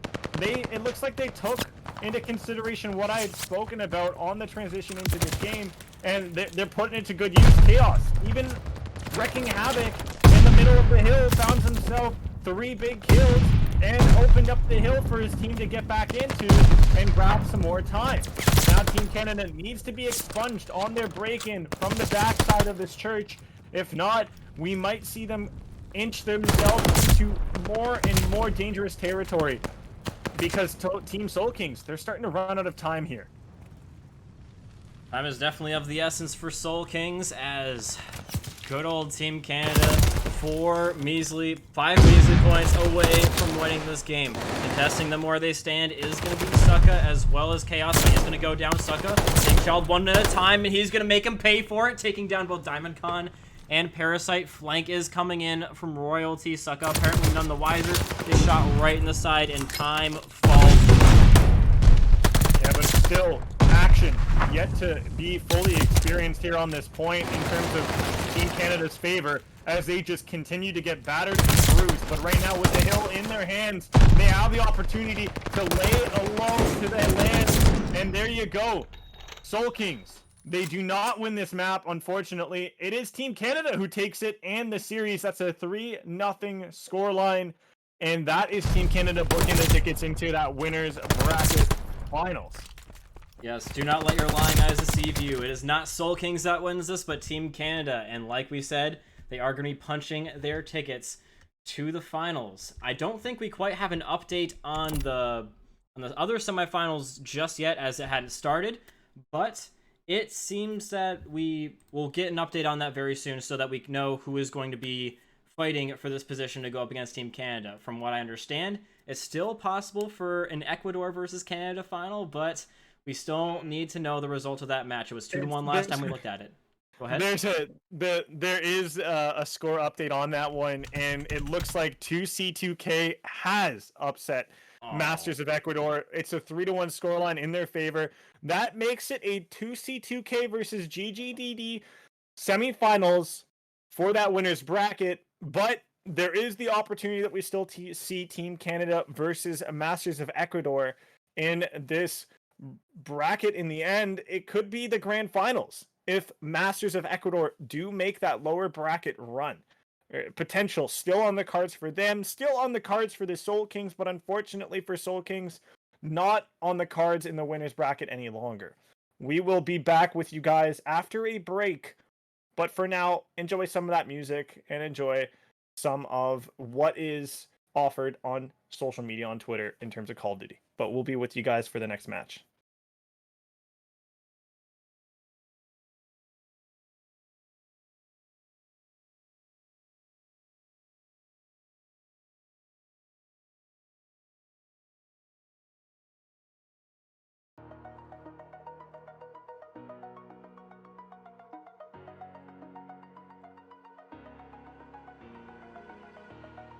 Over the edge, feel like I'm floating through the air. The pain I felt is paid for, all is said and done. Oh, I am restricted, fixed upon the web. I need to kick the habit that my mind is breathing in. Break out, I've got to see. Spent all my life holding all of it closely. I played it innocent, a feel of discontent. I'm finally facing it all, fearless.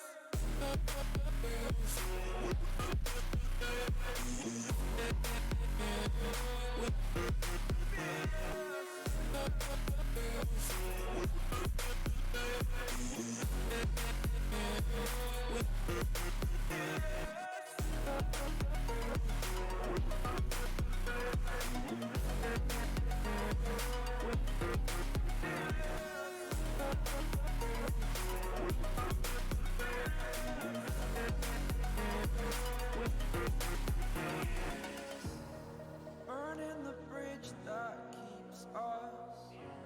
I'm here and I'm feeling fearless. Exaggerated, that's what you assume. The story's over now, I must conclude. I am conflicted, watching where I step still, hanging in the balance. Not the life I want to live, I want to take it all. Standing tall, fear outweighed the person you are. Oh, break out, I've got to see. Spent all my life holding all of it closely. I played it innocent, a feel of discontent. I'm finally facing it all, fearless.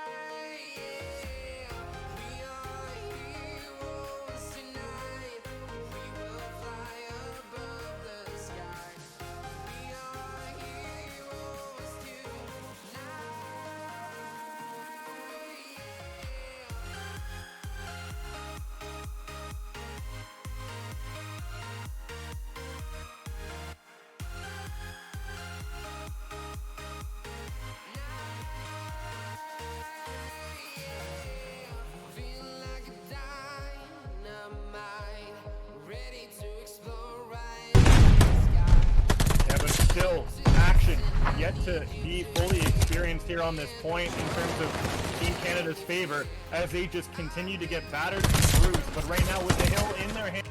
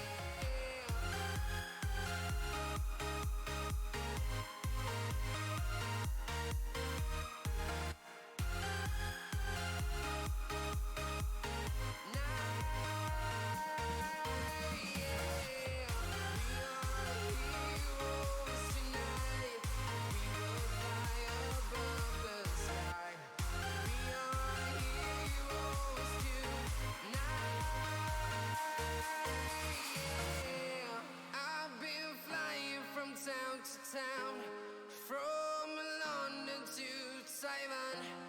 I've been all around the globe trying to protect your soul.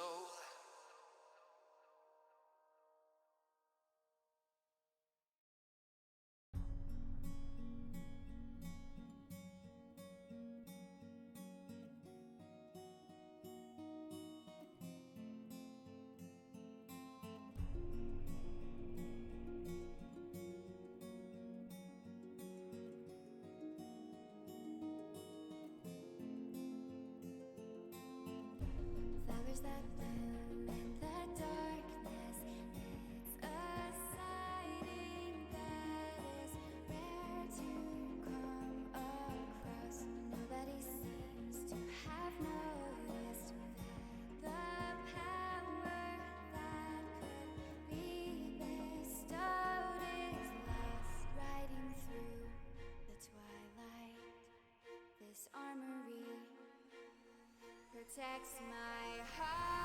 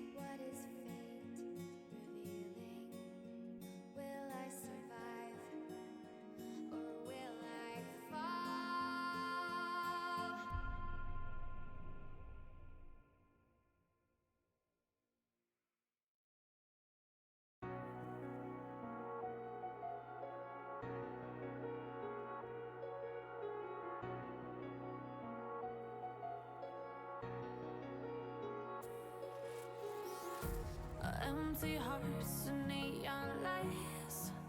They're playing with my mind. Gotta get out of here tonight.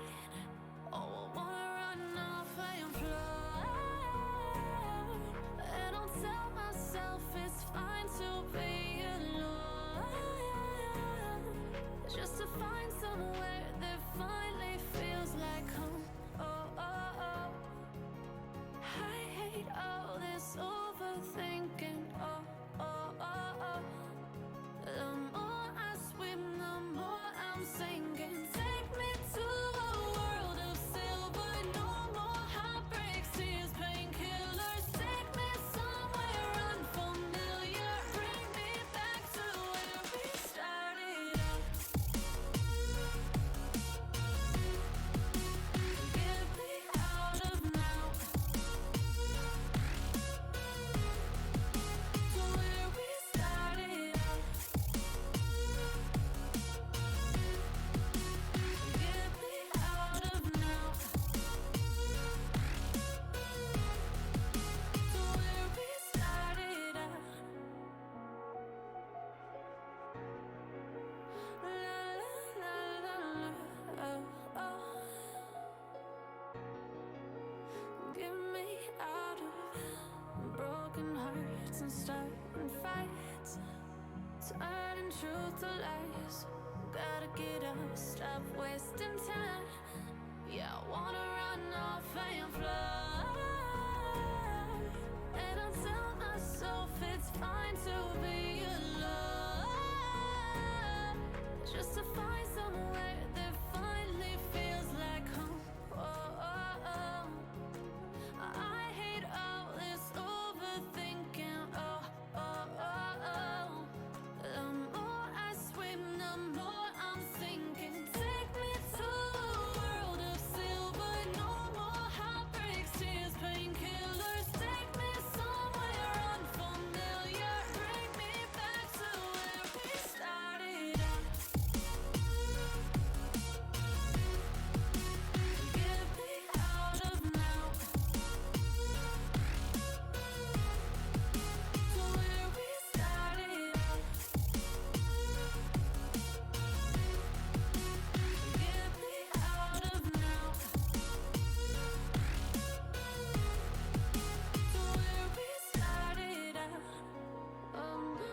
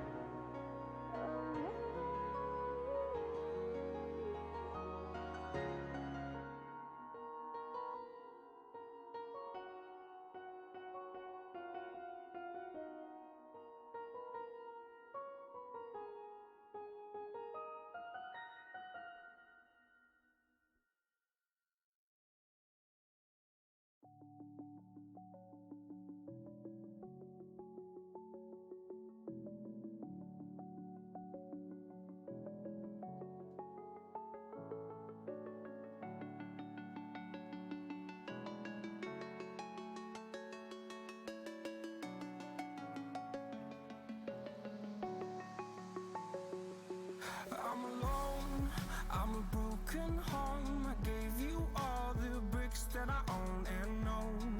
I'm letting go, I'm breaking these walls down, breaking these walls down. If you want adventure, then fly to home. But if you wanna travel, then go alone. Yeah, what's the point in us if I never know? Yeah, if you're gonna leave, I'ma let you go.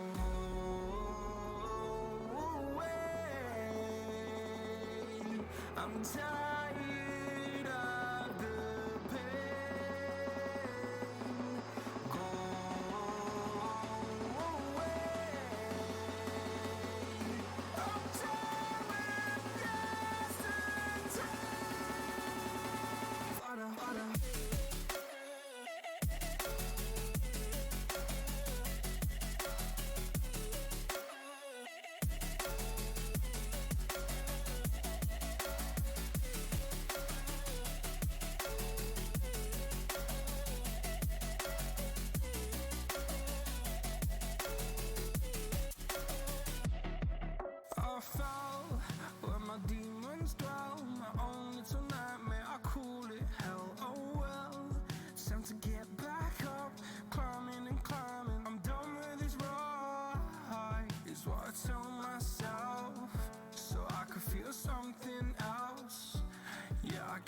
had my bad days, but it doesn't mean I lost my style. Darling, where were you when my heart was on the ground?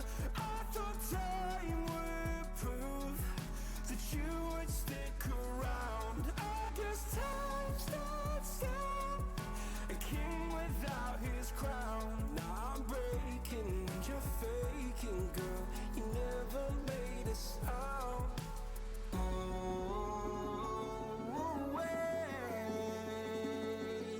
I'm tired of the pain.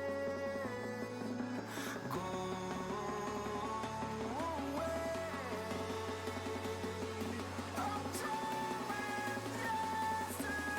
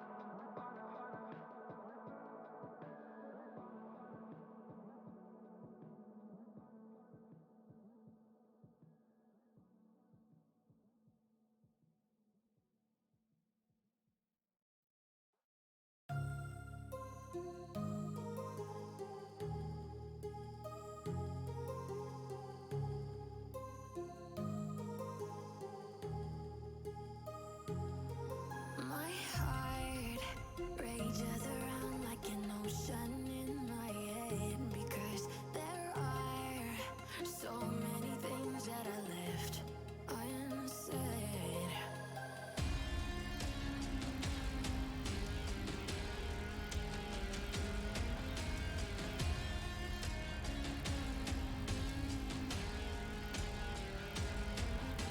I can almost feel you walking in the distance, but I know that it's not reality. If you are echoing around inside these parallel dimensions all alone, know I'll find you in my dreams.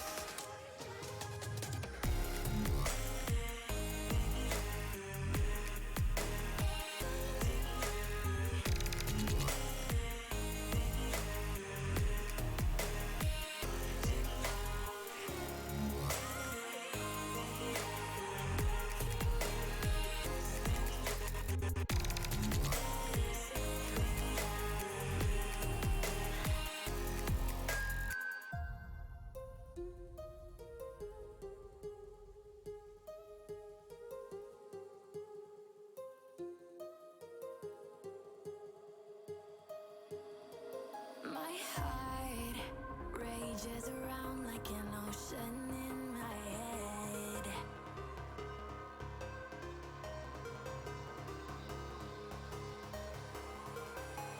I can almost feel you walking in the distance, but I know that it's not reality. If you are echoing around inside these parallel dimensions all alone, know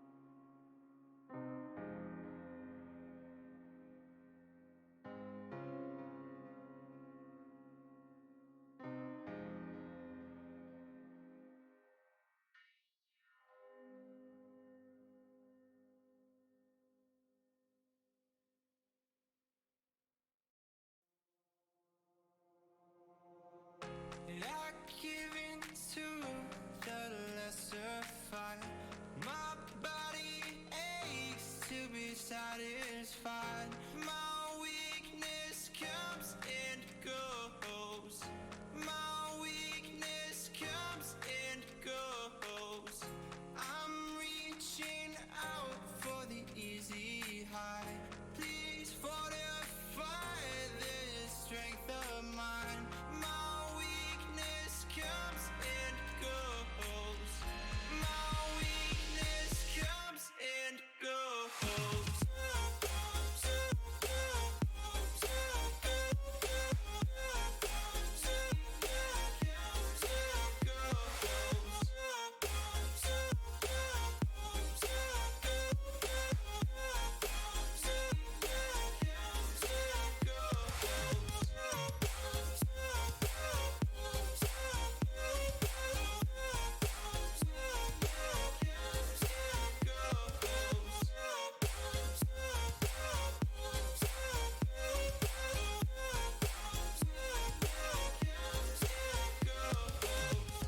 I give in to the lesser fight.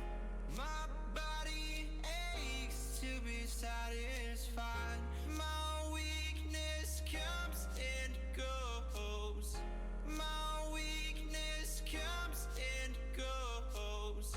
I'm reaching out for the easy high. Please fortify this strength of mine. My weakness comes and goes. My weakness comes and goes.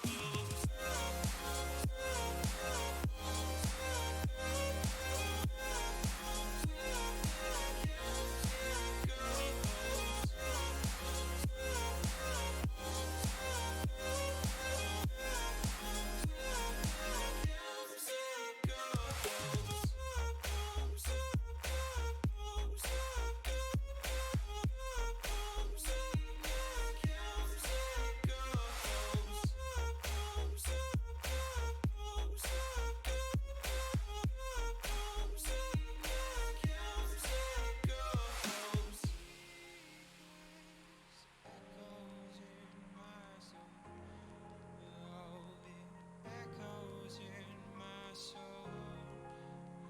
My weakness comes and goes. It goes, it goes. My weakness echoes in my soul. Oh, it echoes in my soul. My weakness comes and goes. It goes, it goes.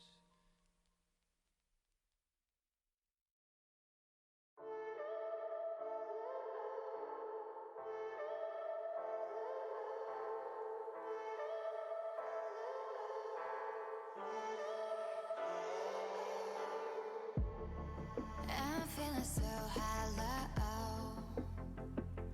Don't you know? Don't you know? I'm living in shadow. Don't you know? Don't you know? I fell for fool's gold. I fell for fool's gold. What did I know? What did I know? I fell for fool's gold. I fell for fool's gold. What did I know? What did I know? You were fool's gold. Yes, I did.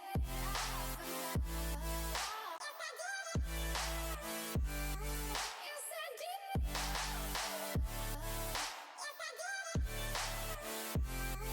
Yes, I did.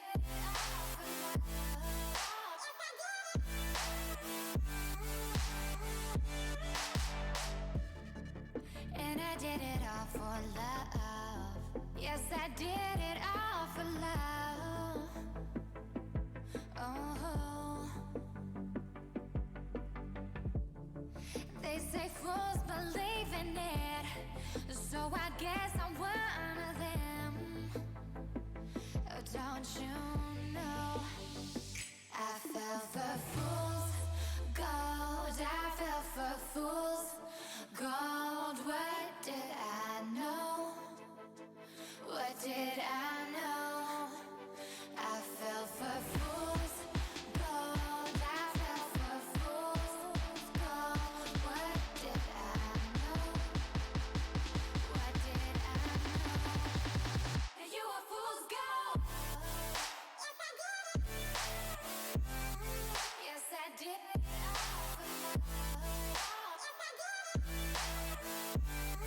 Yes, I did.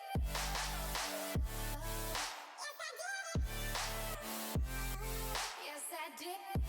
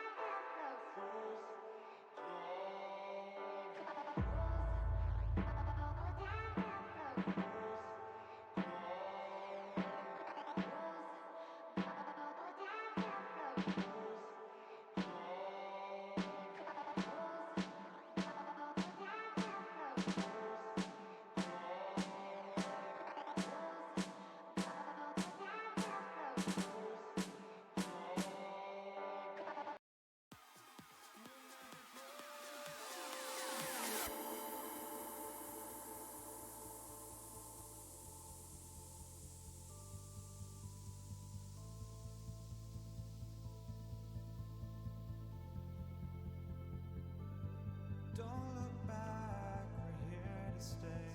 A life we knew would come one day. And this is it, the borderline to where the future leaves us behind. The fire will burn and never die. Looking through the eyes of a brand new life. And so just find me, just find me. Sparks will fly if we scream no. This is not how we're gonna go. We are the ones who will never let go. Just watch us roll to where no one knows. We'll never grow.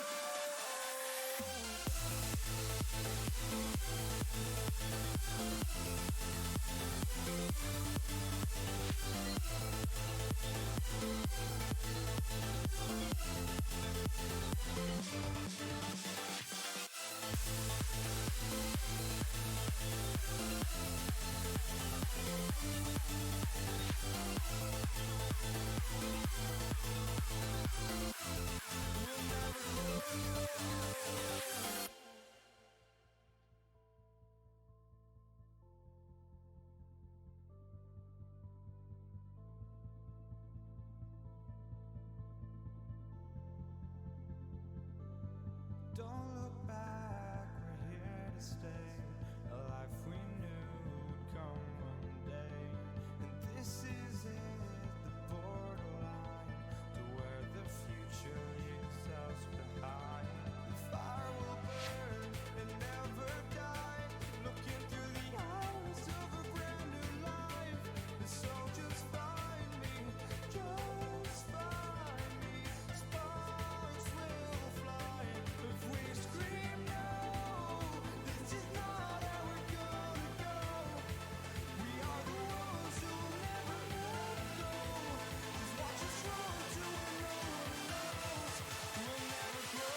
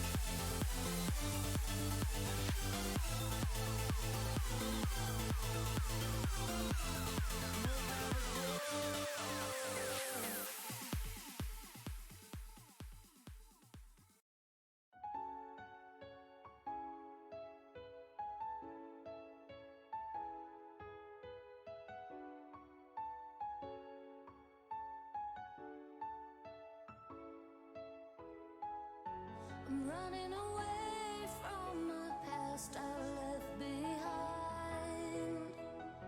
I'm looking for answers, but I'm blinded by the light.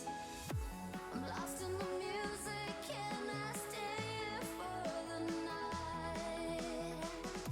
I promise I'll be gone in the morning, out of sight and out of mind.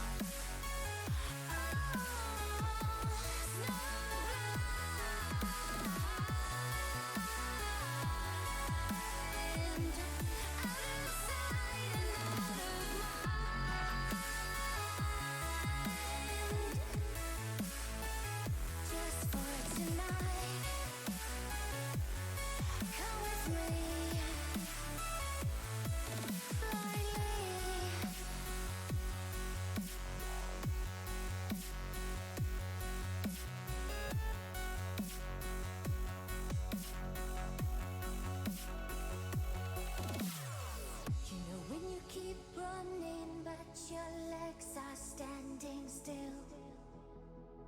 It's like you're stuck in a nightmare, but you keep doing it for the thrill. Well, this is reality, you only live it once, so wake up from your dream. But just for tonight, let the lines get blurred, let your thoughts be free, let your thoughts be free.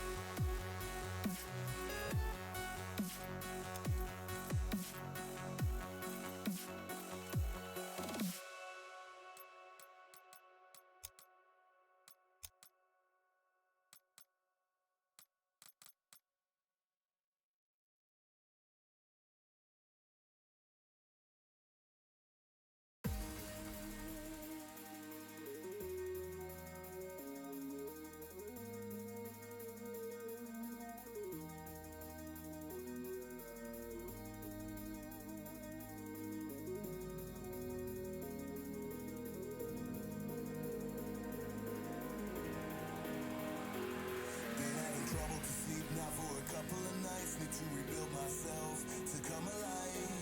It all makes sense now, now that the lights out. It's a different world to me, it makes me feel down. Wait until the storm comes down, until the sleep comes and makes it alright. Waiting for the morning light.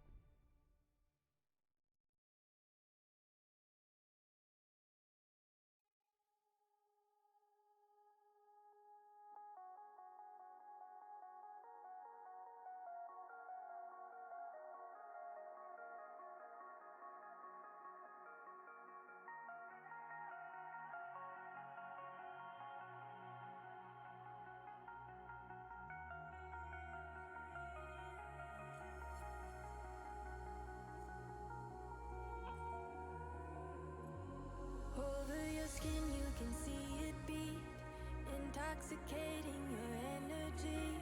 First time in so long you felt the heat evaporating your bindings. Move like the sunlight, darkness can't hold you here. Bold and bright, push through the atmosphere. This is your dawn, this is your break.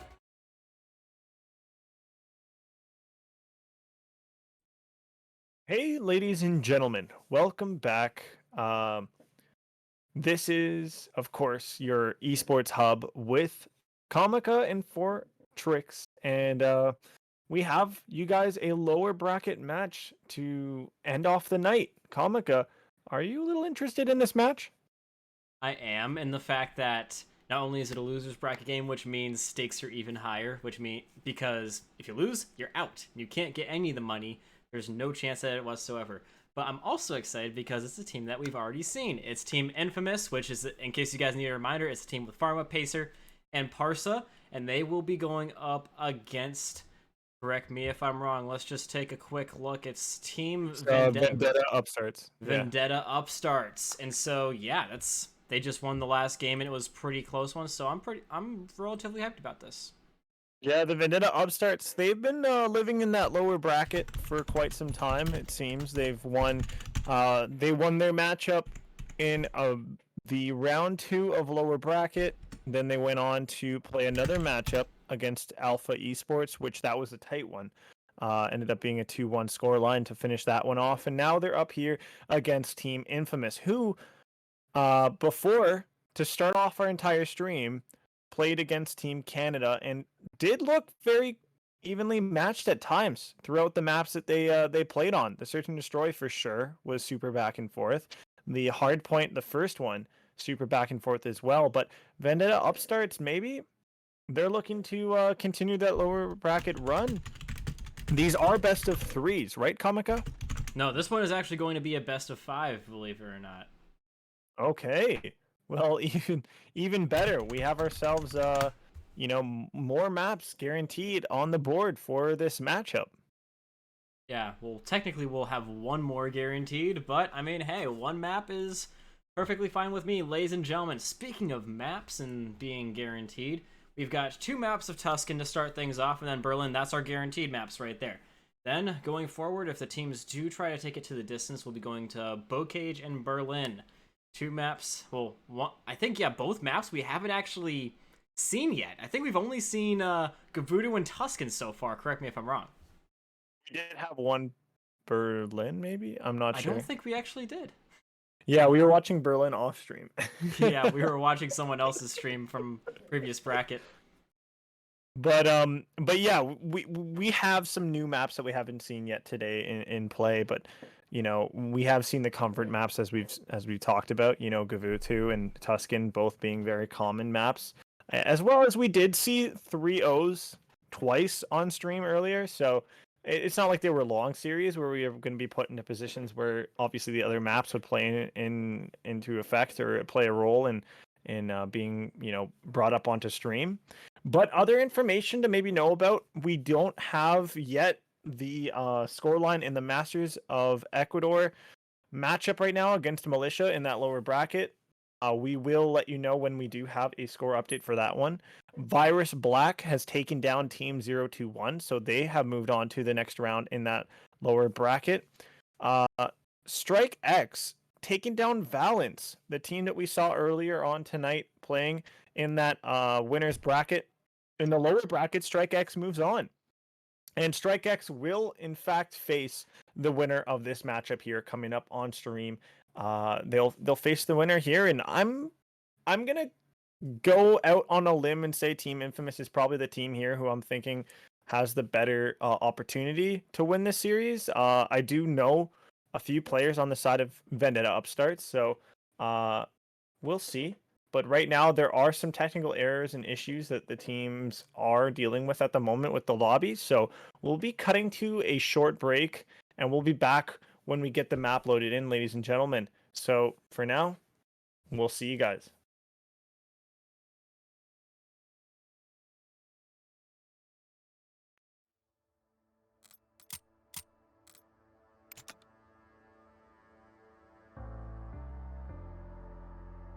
night beckons while you dream.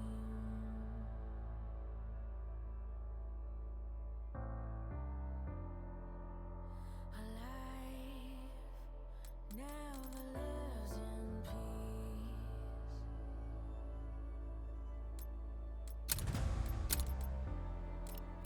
As you stand upon the edge, woven by a single thread, and fate may fall down upon you, while the devil is knocking right at your door.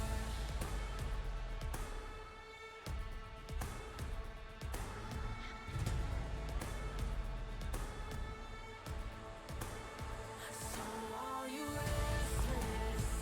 Each night you hear the drums roar. Awaken, awaken, the voice begins to call you while you hunger. Taste of death. Ladies and gentlemen, welcome. This is Team Infamous versus Vendetta Upstart's lower bracket match. Last match of the night as well. We started with Team Infamous up against Team Canada. We finish off here with Team Infamous on the screen. And once again, guys, I'm joined by Comica. Comica, interesting match right here, would you not say? I would definitely say so. Pacer starting things off pretty nicely, but holistically it's pretty back and forth. Don't let the kills fool you. The game is relatively close. Infamous, they do actually lose the spawns just because they push their opponents so hard. And React's gonna knock them off the objective once again. Not a whole lot of time going on either side, but you see already Vendetta Upstarts, despite the fact that they got a little bit smoked in the beginning, making us all in rotation and trying to bridge the gap between that their opponents have with them now on this next hill. Yeah, Schnapp's trying to hold those spawns. React is going to be in there for two. Schnapp's as well for a second. He's going to stay alive in the back, helping his team hold those spawns and spawn out their opponents all the way back by that broken down fountain. Now Flinch grabbing a kill with his own stun is going to keep a player at bay over by that grenade. In this point, hotly contested. The church itself is really the battleground that we're seeing build and develop. Schnapp's having to hold bilateral inside church. It's a tall task and he was not up for it, but his teammates able to grab the opponents over in the opening. And Vendetta Upstarts. I was talking about it. They didn't have a whole lot of time going into this. I think less than 10 points. But now they're not only clear of their opponents, but they've gotten pretty much like 50 points off of this objective or something close to that. It's a serious amount of time. They haven't really gotten broken at all. In Vendetta Upstarts, we were wondering how they were going to compare to a team like Team Infamous and how well they performed up against Team Canada, our finalists. There's your answer. They're doing relatively well. Yeah, they are, and it's off to the races with streaks as well, as we already saw one called in by somebody on Vendetta Upstarts. It might even be another player calling in a streak, and this is a good hill to use them on. If I was to say so myself, it's an open hill. There's players holding an open area, but Pharma left on this heady untouched and unrelentless pressure. He continues to put onto the hill, and unfortunately, ladies and gentlemen, it seems like my screen has seemed to freeze mine up too. here. And yeah, Comica's as well. So we have a technical issue with the game. It's a bit of a busted game. Thank you, Sledgehammer, for bringing us that. But we will give you guys more action to watch over and more time with us as well after a short break while we resolve these issues. So we'll see you guys soon. Keep watching.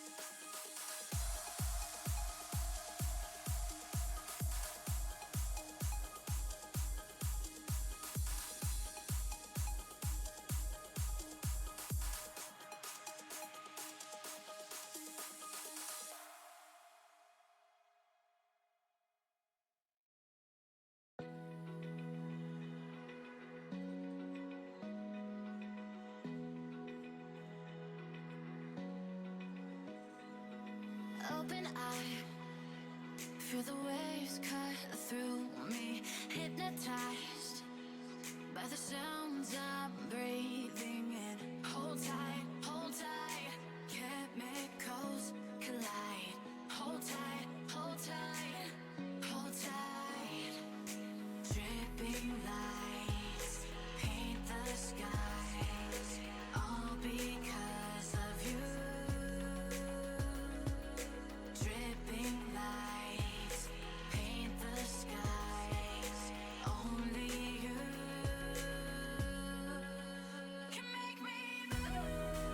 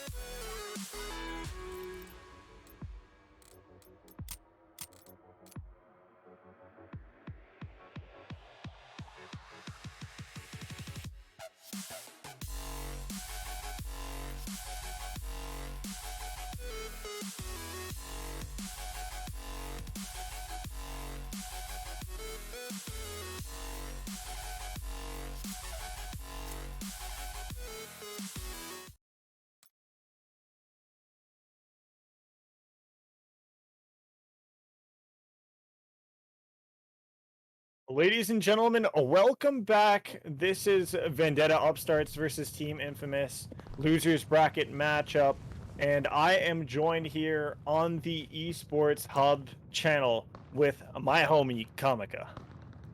Yes, indeed, ladies and gentlemen, in case you guys did not see the end of the last map, which is all of you because we lagged out, it is currently 1-0 in the hands of Infamous, and it appears that Parsa, we saw him trying a little bit of this up against Team Canada, but he's whipping that sniper back out. Let's see if he can have any better times with a win on that map. Yeah, no, he's definitely trying to find something with it, but right now his teammates also trying to look for some action. But unfortunately, I don't have the best look at what is really going on. But Kamika, I think you do, right? Yes, I do indeed. What I saw was React almost killing everybody, except it's all on the final player of Vendetta Upstarts. Can't quite tell who it is, but Infamous, it seems like they're trying to go for a little bit of defusal here, but Schnoops does kill him off of it. Plenty of time remaining for Caliblis. Get the defuse, though, and they will be taking the first round. Yeah, that's just kind of what happens. You know, this is Search and Destroy. I feel like in this Call of Duty, especially at this point in the game, you know, there's some teams that are just absolute pros when it comes to S&D from past CODs, and that might be helping them out. But at the same time, I feel like there's definitely a bit of an adaptive transition point at the moment that could be helping a few of these teams that maybe aren't as proficient in S&D. But for now, we're seeing Team Infamous, the stronger looking team, going into this matchup, taking that first round off of the board here in the S&D. Indeed, Caliblis coming up again, as well as Parsa. They're really showing no fear going up against these opponents. Parsa taking down 2 for literally free. He's not even going to get traded out. And just like that, there's only 1 left. And just like that, there's none left as Team Infamous. Literally, while we're still breaking down the previous round, they go and take another round in their favor. Flawless round, no real resistance whatsoever. Freer than the Wi-Fi at a Tim Hortons here in Canada. Huh. That is exactly what we just witnessed. So now, How's that Wi-Fi though? It's not bad. It actually beats McDonald's Wi-Fi. Oh, wow. Believe it or not. And I think McDonald's makes more money. But ultimately, we're seeing the Vendetta Upstarts having a tough shake at things here in the Search and Destroy. Can't really seem to upstart anything in the Search and Destroy yet. Can't really seem to get anything started. They're all 3 going to be like just ADS walking inside. Oh my god, this is so sneaky and tactical. I love it. And coming around the bag is going to be Caliblis, but little does he know that he's got 2 people right behind him. Pacer trying to keep on with the flanking. The flanking thing that we see going on right now. Everybody getting flanked, and he's coming up behind him now, but flinched. He smells the rat, and he does take down 1, but still going to be 1 left, and that is Pharma on the other side of the map with Pacer. Now, Schnapps left in the 1 versus 2. Vendetta Upstarts, you know, it looked like they might have made a good play here, but they walked through grannies with their walkers extremely slow-like. And now Pacer maybe catching the best timing on Schnapps, but no, Schnapps with that reaction, the flinched shots are better with him. The automaton battle is going to commence over by this truck. over by the square, and then the sub comes out to win the gunfight close quarters. Team Infamous 3-0. This is looking like it could be a 3-0 as well with the momentum they have on the table. Pharma pulling out that sub is like that scene from Indiana Jones where the dude's doing the nice things with the sword, and then Indy just pulls out the gun and just shoots him. We thought we were gonna get an up close AR fight with the automaton, but instead pulls out the sub, close quarters as it gets, and takes him down. You'll love to see stuff like that. And Infamous 3-0 to the good, looking to make a speed run out of this game, if I do say so myself. Vendetta upstarts, they've been putting up, I mean, a little bit of resistance, but it's not been enough to even take a round yet. Yeah, I've seen, you know, Schnapps and Flinched have better S&D games than this, but right now it's just been too formulated and too easy. As even the, oh my lord, assassination happening top church! I wish we could see Not in a holy place like that! He just straight up desecrated that church, but oh my god, was that amazing to watch. I'm glad we get to see it in the kill cam because I could not switch to him for the life of me because CODcasts are fun like that. But we still get to see it, the disrespect in 4K for the whole world to see. Vendetta upstarts. I mean, they've had some slightly good moments, but Team Infamous, they still have not gained even a little bit of respect for them. Still barrel stuffing them. They don't care about the fact that there's an objective in this mode. They're just going for kills. Man, with a moment of brilliance, maybe with the search and destroy sniping, but he just can't get it. React just reacts better. And Schnapps, on the other side of things, is going to be able to find himself too. I don't think it was the exact Schnapps that we're looking for, but number 7, last alive for the side of Team Infamous, and Pacer taking the player off the bomb, but the bomb, it looks like it did go down. So still, Pacer put in a spot where he needs to actually get the defuse, and React nearly dropping right there. That would have been brutal, but Pacer, he's going to have to jump onto that bomb. There's a player up top fire. The angles look like they have been covered correctly, and it's just about it. I think Vendetta upstarts. This might be the round that they finally get on the board. Yeah, I mean, Pacer, he's running well and truly out of time. Does find Schnapps. Amazed that React was actually able to get away. Yeah, unable to get the defuse here in React. He's going to be checking the bomb, and he is going to get just beaten down by Pacer. Again, the disrespect is there, and Pacer getting ever so closer to streaks, but Vendetta upstarts are going to be starting their point gain with 1. Better late than never. Round 5 is a better time to be getting points than round number 6, you know what I'm saying? But yeah, I'm a little bit surprised at one thing right there. It was a little bit sloppy from Vendetta upstarts, that mid control after they planted. React, he did have some good control over there. I'm not going to criticize him for looking away because that's just COD timing. What I'm going to criticize is the other player that had clear view of the middle of the map. He could have easily seen Pacer chasing him down and could have given him some help and gotten the kill a lot easier. But, I mean, I'm not going to criticize it too hard because they did end up winning it. It's just a little sloppy for my taste.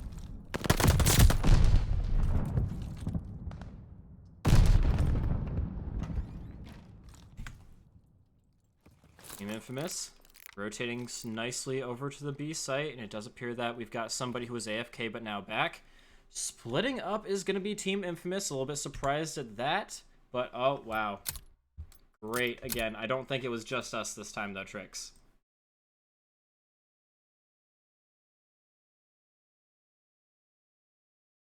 All right, well, ladies and gentlemen, it appears that the lobby just crashed. I'm pretty sure that wasn't just for me, as I've just gotten another invite back.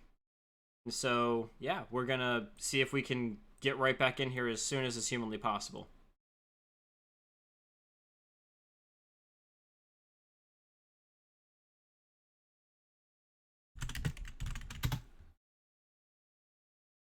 Well, looks like it's having a little bit of a hard time getting back in there, so until we figure out just how soon we're going to be getting back in here, ladies and gentlemen, we're going to cut to a quick break, but don't go anywhere. I'm sure everything will be fixed soon.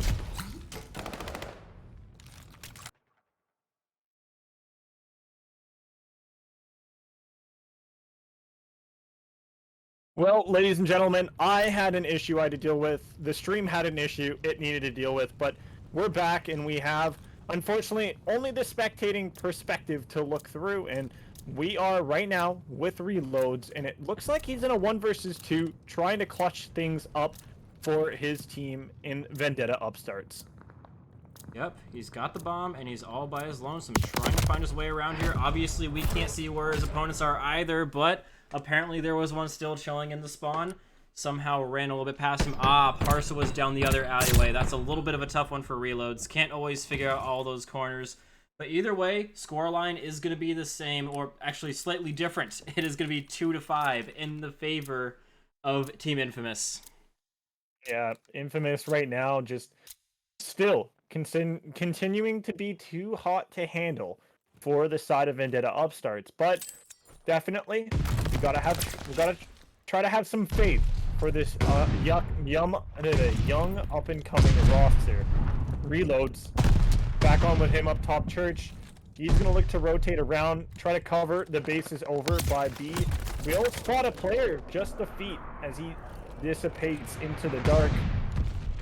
The streak called in will take out his teammate, and once again, we see a player left all in his lonesome for the side of Vendetta Upstarts in a 1 versus 3. Oh, big kill to start things off, and it's up against Pharma. Still 30 seconds left and 2 people to kill. He's thinking, maybe they'll be pushing up for me, and oh, he is so right about that. Parsa overextending extremely from his teammate, and he's got 20 seconds left. Calling in a little bit of an airstrike. Not quite sure where it was intended to land, but his bullets are going to be landing, and that is going to be a 6-2 victory in the Search and Destroy coming out now from the guys over at Team Infamous. Yeah, just once again, we talked about clinical play from Team Canada earlier on. This time around, it's Team Infamous on stream with some clinical play. And it's the Search and Destroy on Tuscan. Not a 6-0 to be confused, ladies and gentlemen, if you are seeing this perspective or the scoreboard or whatnot. But it was a 6-2. And we do have another map on the horizon. It's not, like we had talked about before, it's not a best of 3 like most of the losers bracket has been thus far. It is a best of 5. And it's a 2-0 lead in the series for Infamous. They could put things to bed here with a 3-0, and it wouldn't be the only 3-0 on the night. Every other match we've had, Comica, has been a 3-0. Yeah, it's been a real sad state of affairs. 3-0 as far as the eye can see, but I mean, hey, maybe we can break the trend right here, right now. That would be awesome. But, I mean, hey, we've still got, at least we can rest assured in the fact that we're not going to be seeing it happen on all the same maps. We're going to be finally seeing a map besides Tuscan and Gavudu. We're going to be going to Berlin, ladies and gentlemen. And this map, it really does lend itself to some really good AR play. Who have we seen do good in the ARs tonight? We've seen Pharma do an exquisite job, especially on the Tuscan maps that we've seen of holding things down. I think we've also seen Parsa sometimes, or Calibliss. It was one of the two. I think one of the most flexes, but either way, they've got some really strong AR presence as well on that team. Yeah, and part of all of that AR presence and whatnot that I'm looking at is I'm looking forward to see how these teams sort of play these rotations, because I've been harping on it from the first series of the day all the way till now, the last series of the day. These hard points that are being lost by teams are being lost in the sheer volume of numbers of successful first initial time rotations these teams are getting on these hills. And 9 times out of 10, I tell you, we're seeing the side that is early rotating the most in these maps coming out on top, and that's just how it is. And so I'm expecting, if these guys are listening to the stream at all, or have a good head on their shoulders from the side of Vendetta Upstart, I'm expecting them to come out with some really heavily important spawn rotational play for these hills. That is only half the fight, though, I would have to say, Trix, because you can get the spawns, but there are many, many cutoff points to where you can turn the good spawns, the close spawns, into not so great spawns, and the fact that you're stuck in them. And so, yeah, that is half the battle, but the main overarching issue is going to be some good map control on the lanes that matter. Obviously, you can't control it all because it's a really big map, but just being able to set yourself up in the spots that matter and rotate to those spots first is going to be the name of the game, as you said. Who have we seen do a good job of that tonight? Team Canada, and honestly, they looked like they really were outdoing Team Infamous in that regards by and far pretty much the entire time, and so I can't really compare Team Infamous's ability in that, despite the fact that we've seen them, just because they got outclassed so badly by Team Canada in that aspect. Also, haven't really seen these other guys in Vendetta upstarts. I do know that in the previous game, they did win a hard point, but it was very, very close, and they almost lost it. I think it was only a 50-point differential, but it was on this map. So they've got a little bit of experience playing on this map, whereas I think Team Infamous has not played this map yet tonight. No, yeah, we'll see. We will see if Team Infamous has what it takes to clutch up and ice out the series here and now with a 3-0, or if Team Vendetta upstarts can get the ball rolling and get themselves a map in this series in their favor. So it's gonna have to be now or never for them as they're facing elimination in this lower bracket series. Comica, we're loading up that map, and we talked about some of the keys to finding success on this one and hardpoint on Berlin. Do you have any other points of interest in talking right now about this matchup, or do you want to maybe touch on anything else that's happening outside of it? Well, if you have any intel on matches that are going on outside of this, I would love to hear it. But yeah, pretty much this is the last game. This is the stopping point of the night, ladies and gentlemen. We still have one more semifinal status to be played in the winner's bracket. And in the meantime, everyone else, this is the final match for the losers bracket as well. So everything else will be starting up again tomorrow.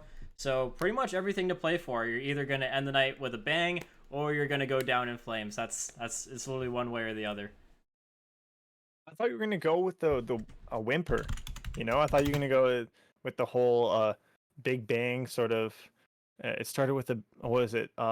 It started with a with roar a bang. and with whimper. Something like that. So I forget the phrase. I forget the phrase. I forget the line. But had something to do with whimpering. I don't know. Maybe if the side of Vendetta upstarts lose this, they tuck tail and whimper into the night. But here we go. We have ourselves Berlin hardpoint loaded up and ticking down in terms of the starting. And Vendetta upstarts, they will have good side spawns for P2 to work with, but it means a longer journey to this P1, Comica. Yeah, I would say that Team Infamous, they do have good spawns for P1. Pharma and Pacer doing some good jobs of getting in around them. React's actually trying to go in for a flank, which could potentially flip the spawns, but he's caught out by Parcel before he can have any impact like that.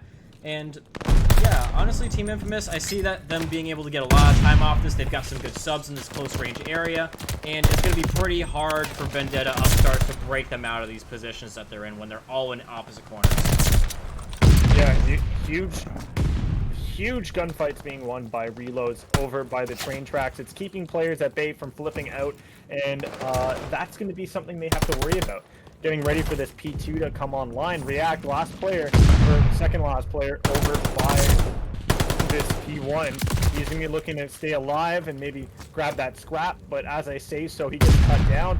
But luckily, his teammates on that rotation over to the next hill early and able to grab a hold of that time and the spawns. We'll see if they'll be able to keep Team Infamous at bay for as long as they can. I was about to praise Reloads for his ability to hold down the spawns, and then I was like, that's a bit aggressive, that position on that tank. He puts him in view of a bunch of different head glitches, and it only really took one to take him down. And so it's going to be a lot harder now for Vendetta Uprising to hold this up against Team Infamous. That control over the outer lane was momentarily gone, and it appears that they are going to be flipping out the spawns as well. So their grasp is going to be momentarily fading ever so more, but still somehow holding on and suppressing Team Infamous despite all these difficulties they find themselves in. These rotations, I'm telling you, Comica, we're seeing it. The green arrows, they're listening. They're learning, they're getting better here in this hard point, as they're already set up for this next kill, but they're gonna need to deal with that player number 12 over by that crane, or else they will say goodbye to these spawns. 2 teammates, 3 players for Schnapps, and they spawn out. all the way on the opposite side of the map. Unfortunately, he wasn't able to hold down these spawns in his team's favor. So now they have a massive moment ahead of them to try to break into this hill. That is a really tough gunfight to lose there if you're Pacer. You had pretty much a great head glitch up against your opponents, preventing them from getting in, and now that is completely gone. Vendetta Upstarts coming in and breaking everything down with a vengeance, I guess you could say.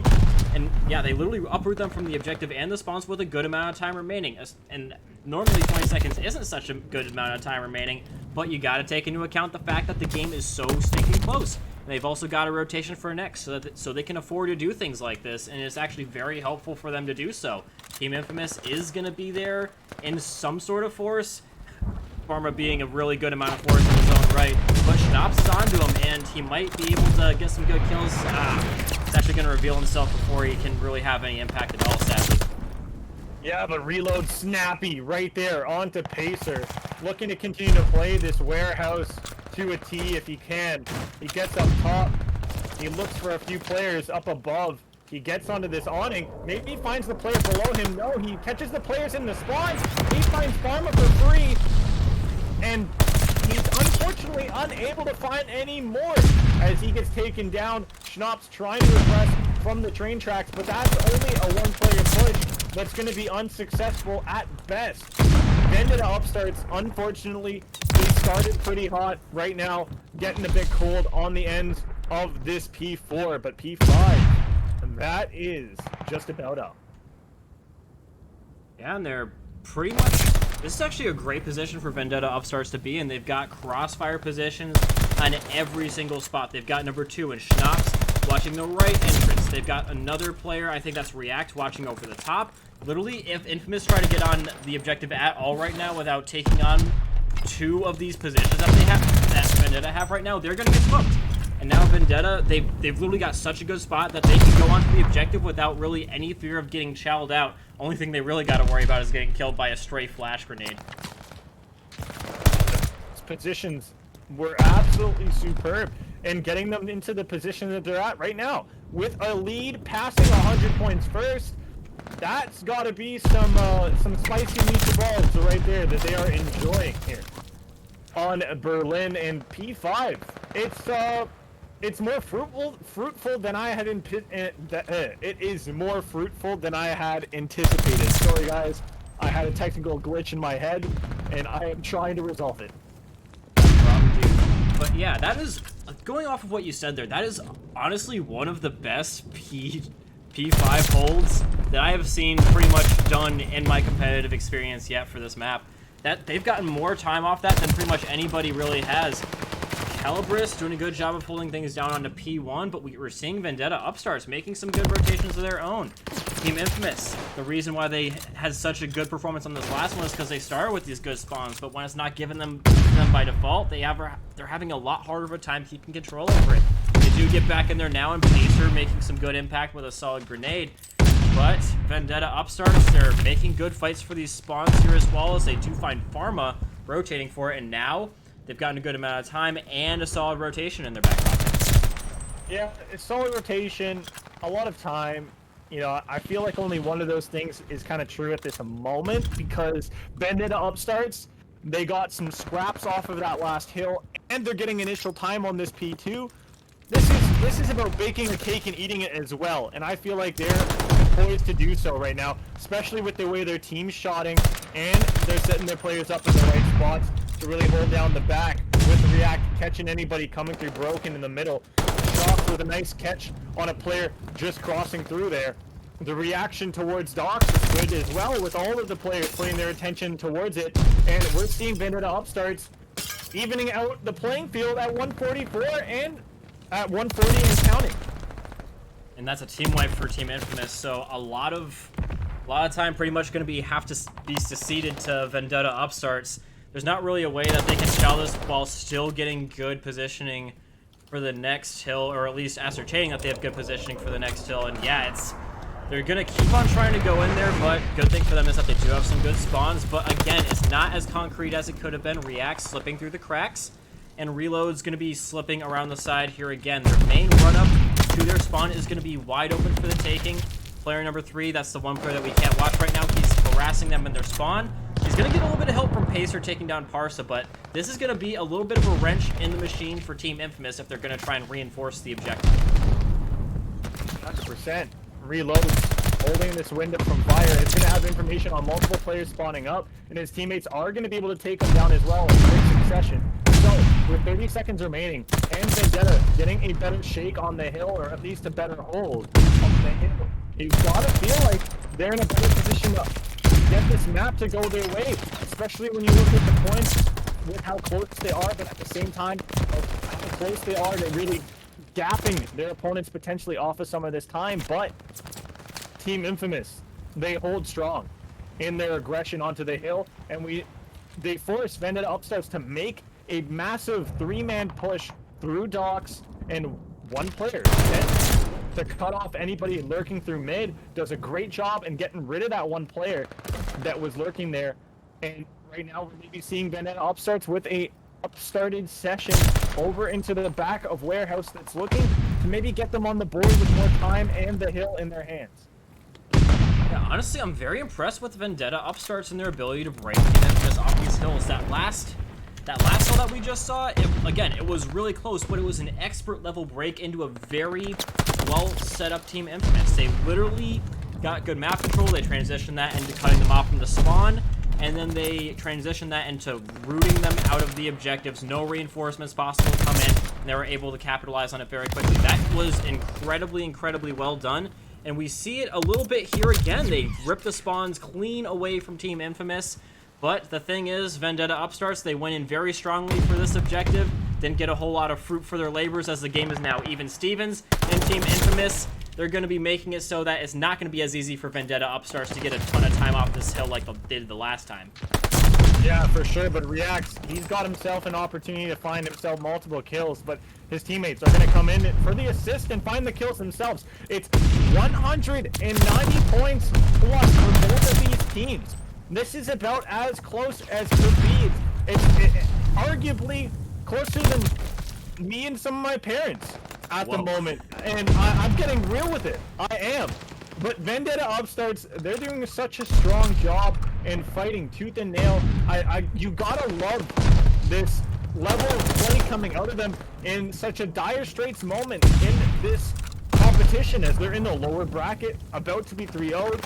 Disrespectfully as well to a degree when you look at the search and destroy, but they are looking to answer and silence some of the critics and haters that have followed them through those last 2 maps of disappointment. Yeah, this is honestly very impressive. This is... I'm shocked at how well that Vendetta Upstarts is doing right now, especially in comparison to map 1. Where was this all in map 1? This is, like... just that last hill in general also, and how it went, is even more of a testament to how awesome it was that Vendetta Upstarts got so much time off of it off of P1. Obviously, Team Infamous is still very close. This is as close of a game as it gets, and they're really putting their bodies on the line. A lot of kills and a lot of deaths for both players. You can't say that they didn't try, especially Parsa, who's got 64 engagements right now. Pacer going in for a little bit of contention, getting a solid kill there as well. And another amazing flank. Team Wipe, Team Infamous, back on the saddle. This is one of the best moments we've seen them have in recent history, and now they might be able to transition this into a good rotation. Vendetta Upstarts might be going through the way of the docks, but Team Infamous is going to make it hard for them to really extend back into the mid-map area. This 2-piece was huge in the middle to try to at least stun some of that movement from Vendetta Upstarts. It sent 2 back to spawn up behind P3, but the 2 that remained by docks were able to grab a good enough footing that Vendetta Upstarts, they got the initial time on this hill. They're starting to get the ball rolling here in a successful manner. They're past 222 points before their opponents here. Now their opponents break into the hill. Team Infamous with the opportunity, using their utility and their guns to great lengths. The kill streak coming through isn't going to be too effective on this board.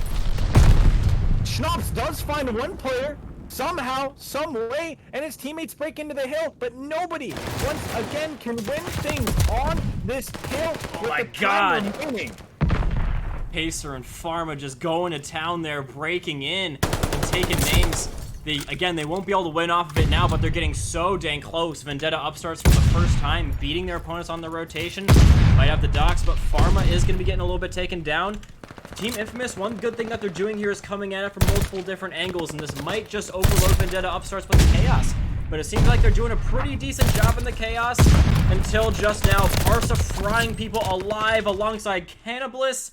And now they will be getting those last couple of seconds they need to put themselves to the top. Scary situation in the extreme, but they will be slamming the door shut on the potential comeback from Vendetta Uprising.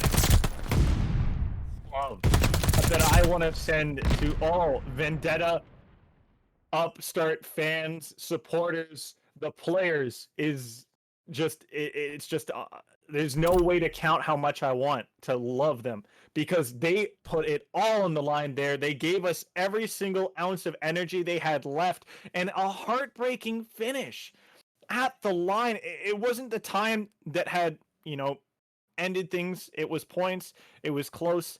And man, Comica, was that not one of the most entertaining maps, I think, that we have seen here on stream?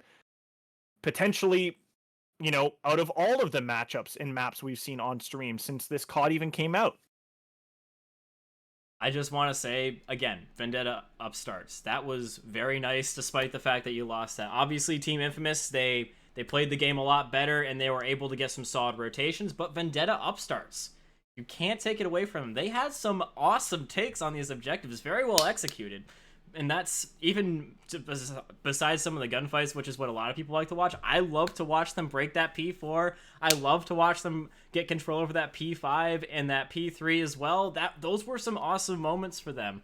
But obviously, they just couldn't keep the train going up until the end. They got broken off the objective. If they had kept that last 10 seconds, maybe push it into rotation, honestly, I think they might have been able to do it. But those key moments at the end, where Pharma and Pacer just came in and fried everyone off the objective, prevented them from getting close enough to win off the next objective, despite the fact that they had the rotation, and then even further cementing it by going into the rotation and slapping them one time after the other, despite the fact that they were coming in quickly after those close spawns, is a real testament to the true winner here.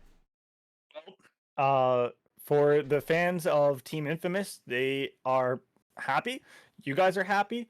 And that team gets to move on to their matchup that will be tomorrow in the losers bracket. And then for the fans of Vendetta Upstart, well, remember the 15th of December, because that's when your team had to put up an immaculate fight. Though, obviously, hearts were broken. They still grabbed the hearts of me and Comic, I feel like, at the end of the day. Yeah, honestly, I really did enjoy that map, but unfortunately, all good things do have to come to an end, and so does the stream, ladies and gentlemen. That, like we said, is the last one of the night. Ended off on a bang, and so that makes me, at the very least, want to come back and see more of this. So go ahead and follow the Esports Hub on Twitch as well as on Twitter, so you can see whenever more of these are going to be going down. Hint, hint, they're going to be doing some more of these coming up. I think that the playoffs continue tomorrow, as well as they got some Halo stuff. I know that everybody loves Halo, so go ahead and give them some love on that. They operate in a bunch of different titles, so go ahead and give them some love on Twitch as well as Twitter. So, and also give some love to Caster Fortrix over there. You see, that is his ad on Twitter, so go ahead and give him some love on that. He's an awesome caster and he deserves it. And also, if you want to see some more of me as well, my Twitter at is not beneath me. It's Comica_18, Comica_18 on Twitter. Go ahead and give me some love too if you are in a loving mood. And also, finally, give some love to the players. They put on an awesome show tonight. And lastly, I want to thank all of you in the audience for coming in and tuning in with us, especially those of you that stayed in all this time. Trix, anything else you want to say before we end this thing off? Jesus Christ, I wasn't as thankful as you were here on my Thanksgiving. Jesus Yikes. Christ. But I'll catch you guys in the next one, and same with Comica. Thank you guys so much for tuning on in. It's been awesome. It's been a pleasure, and stay frosty, guys. Honestly, it's winter time. Stay frosty.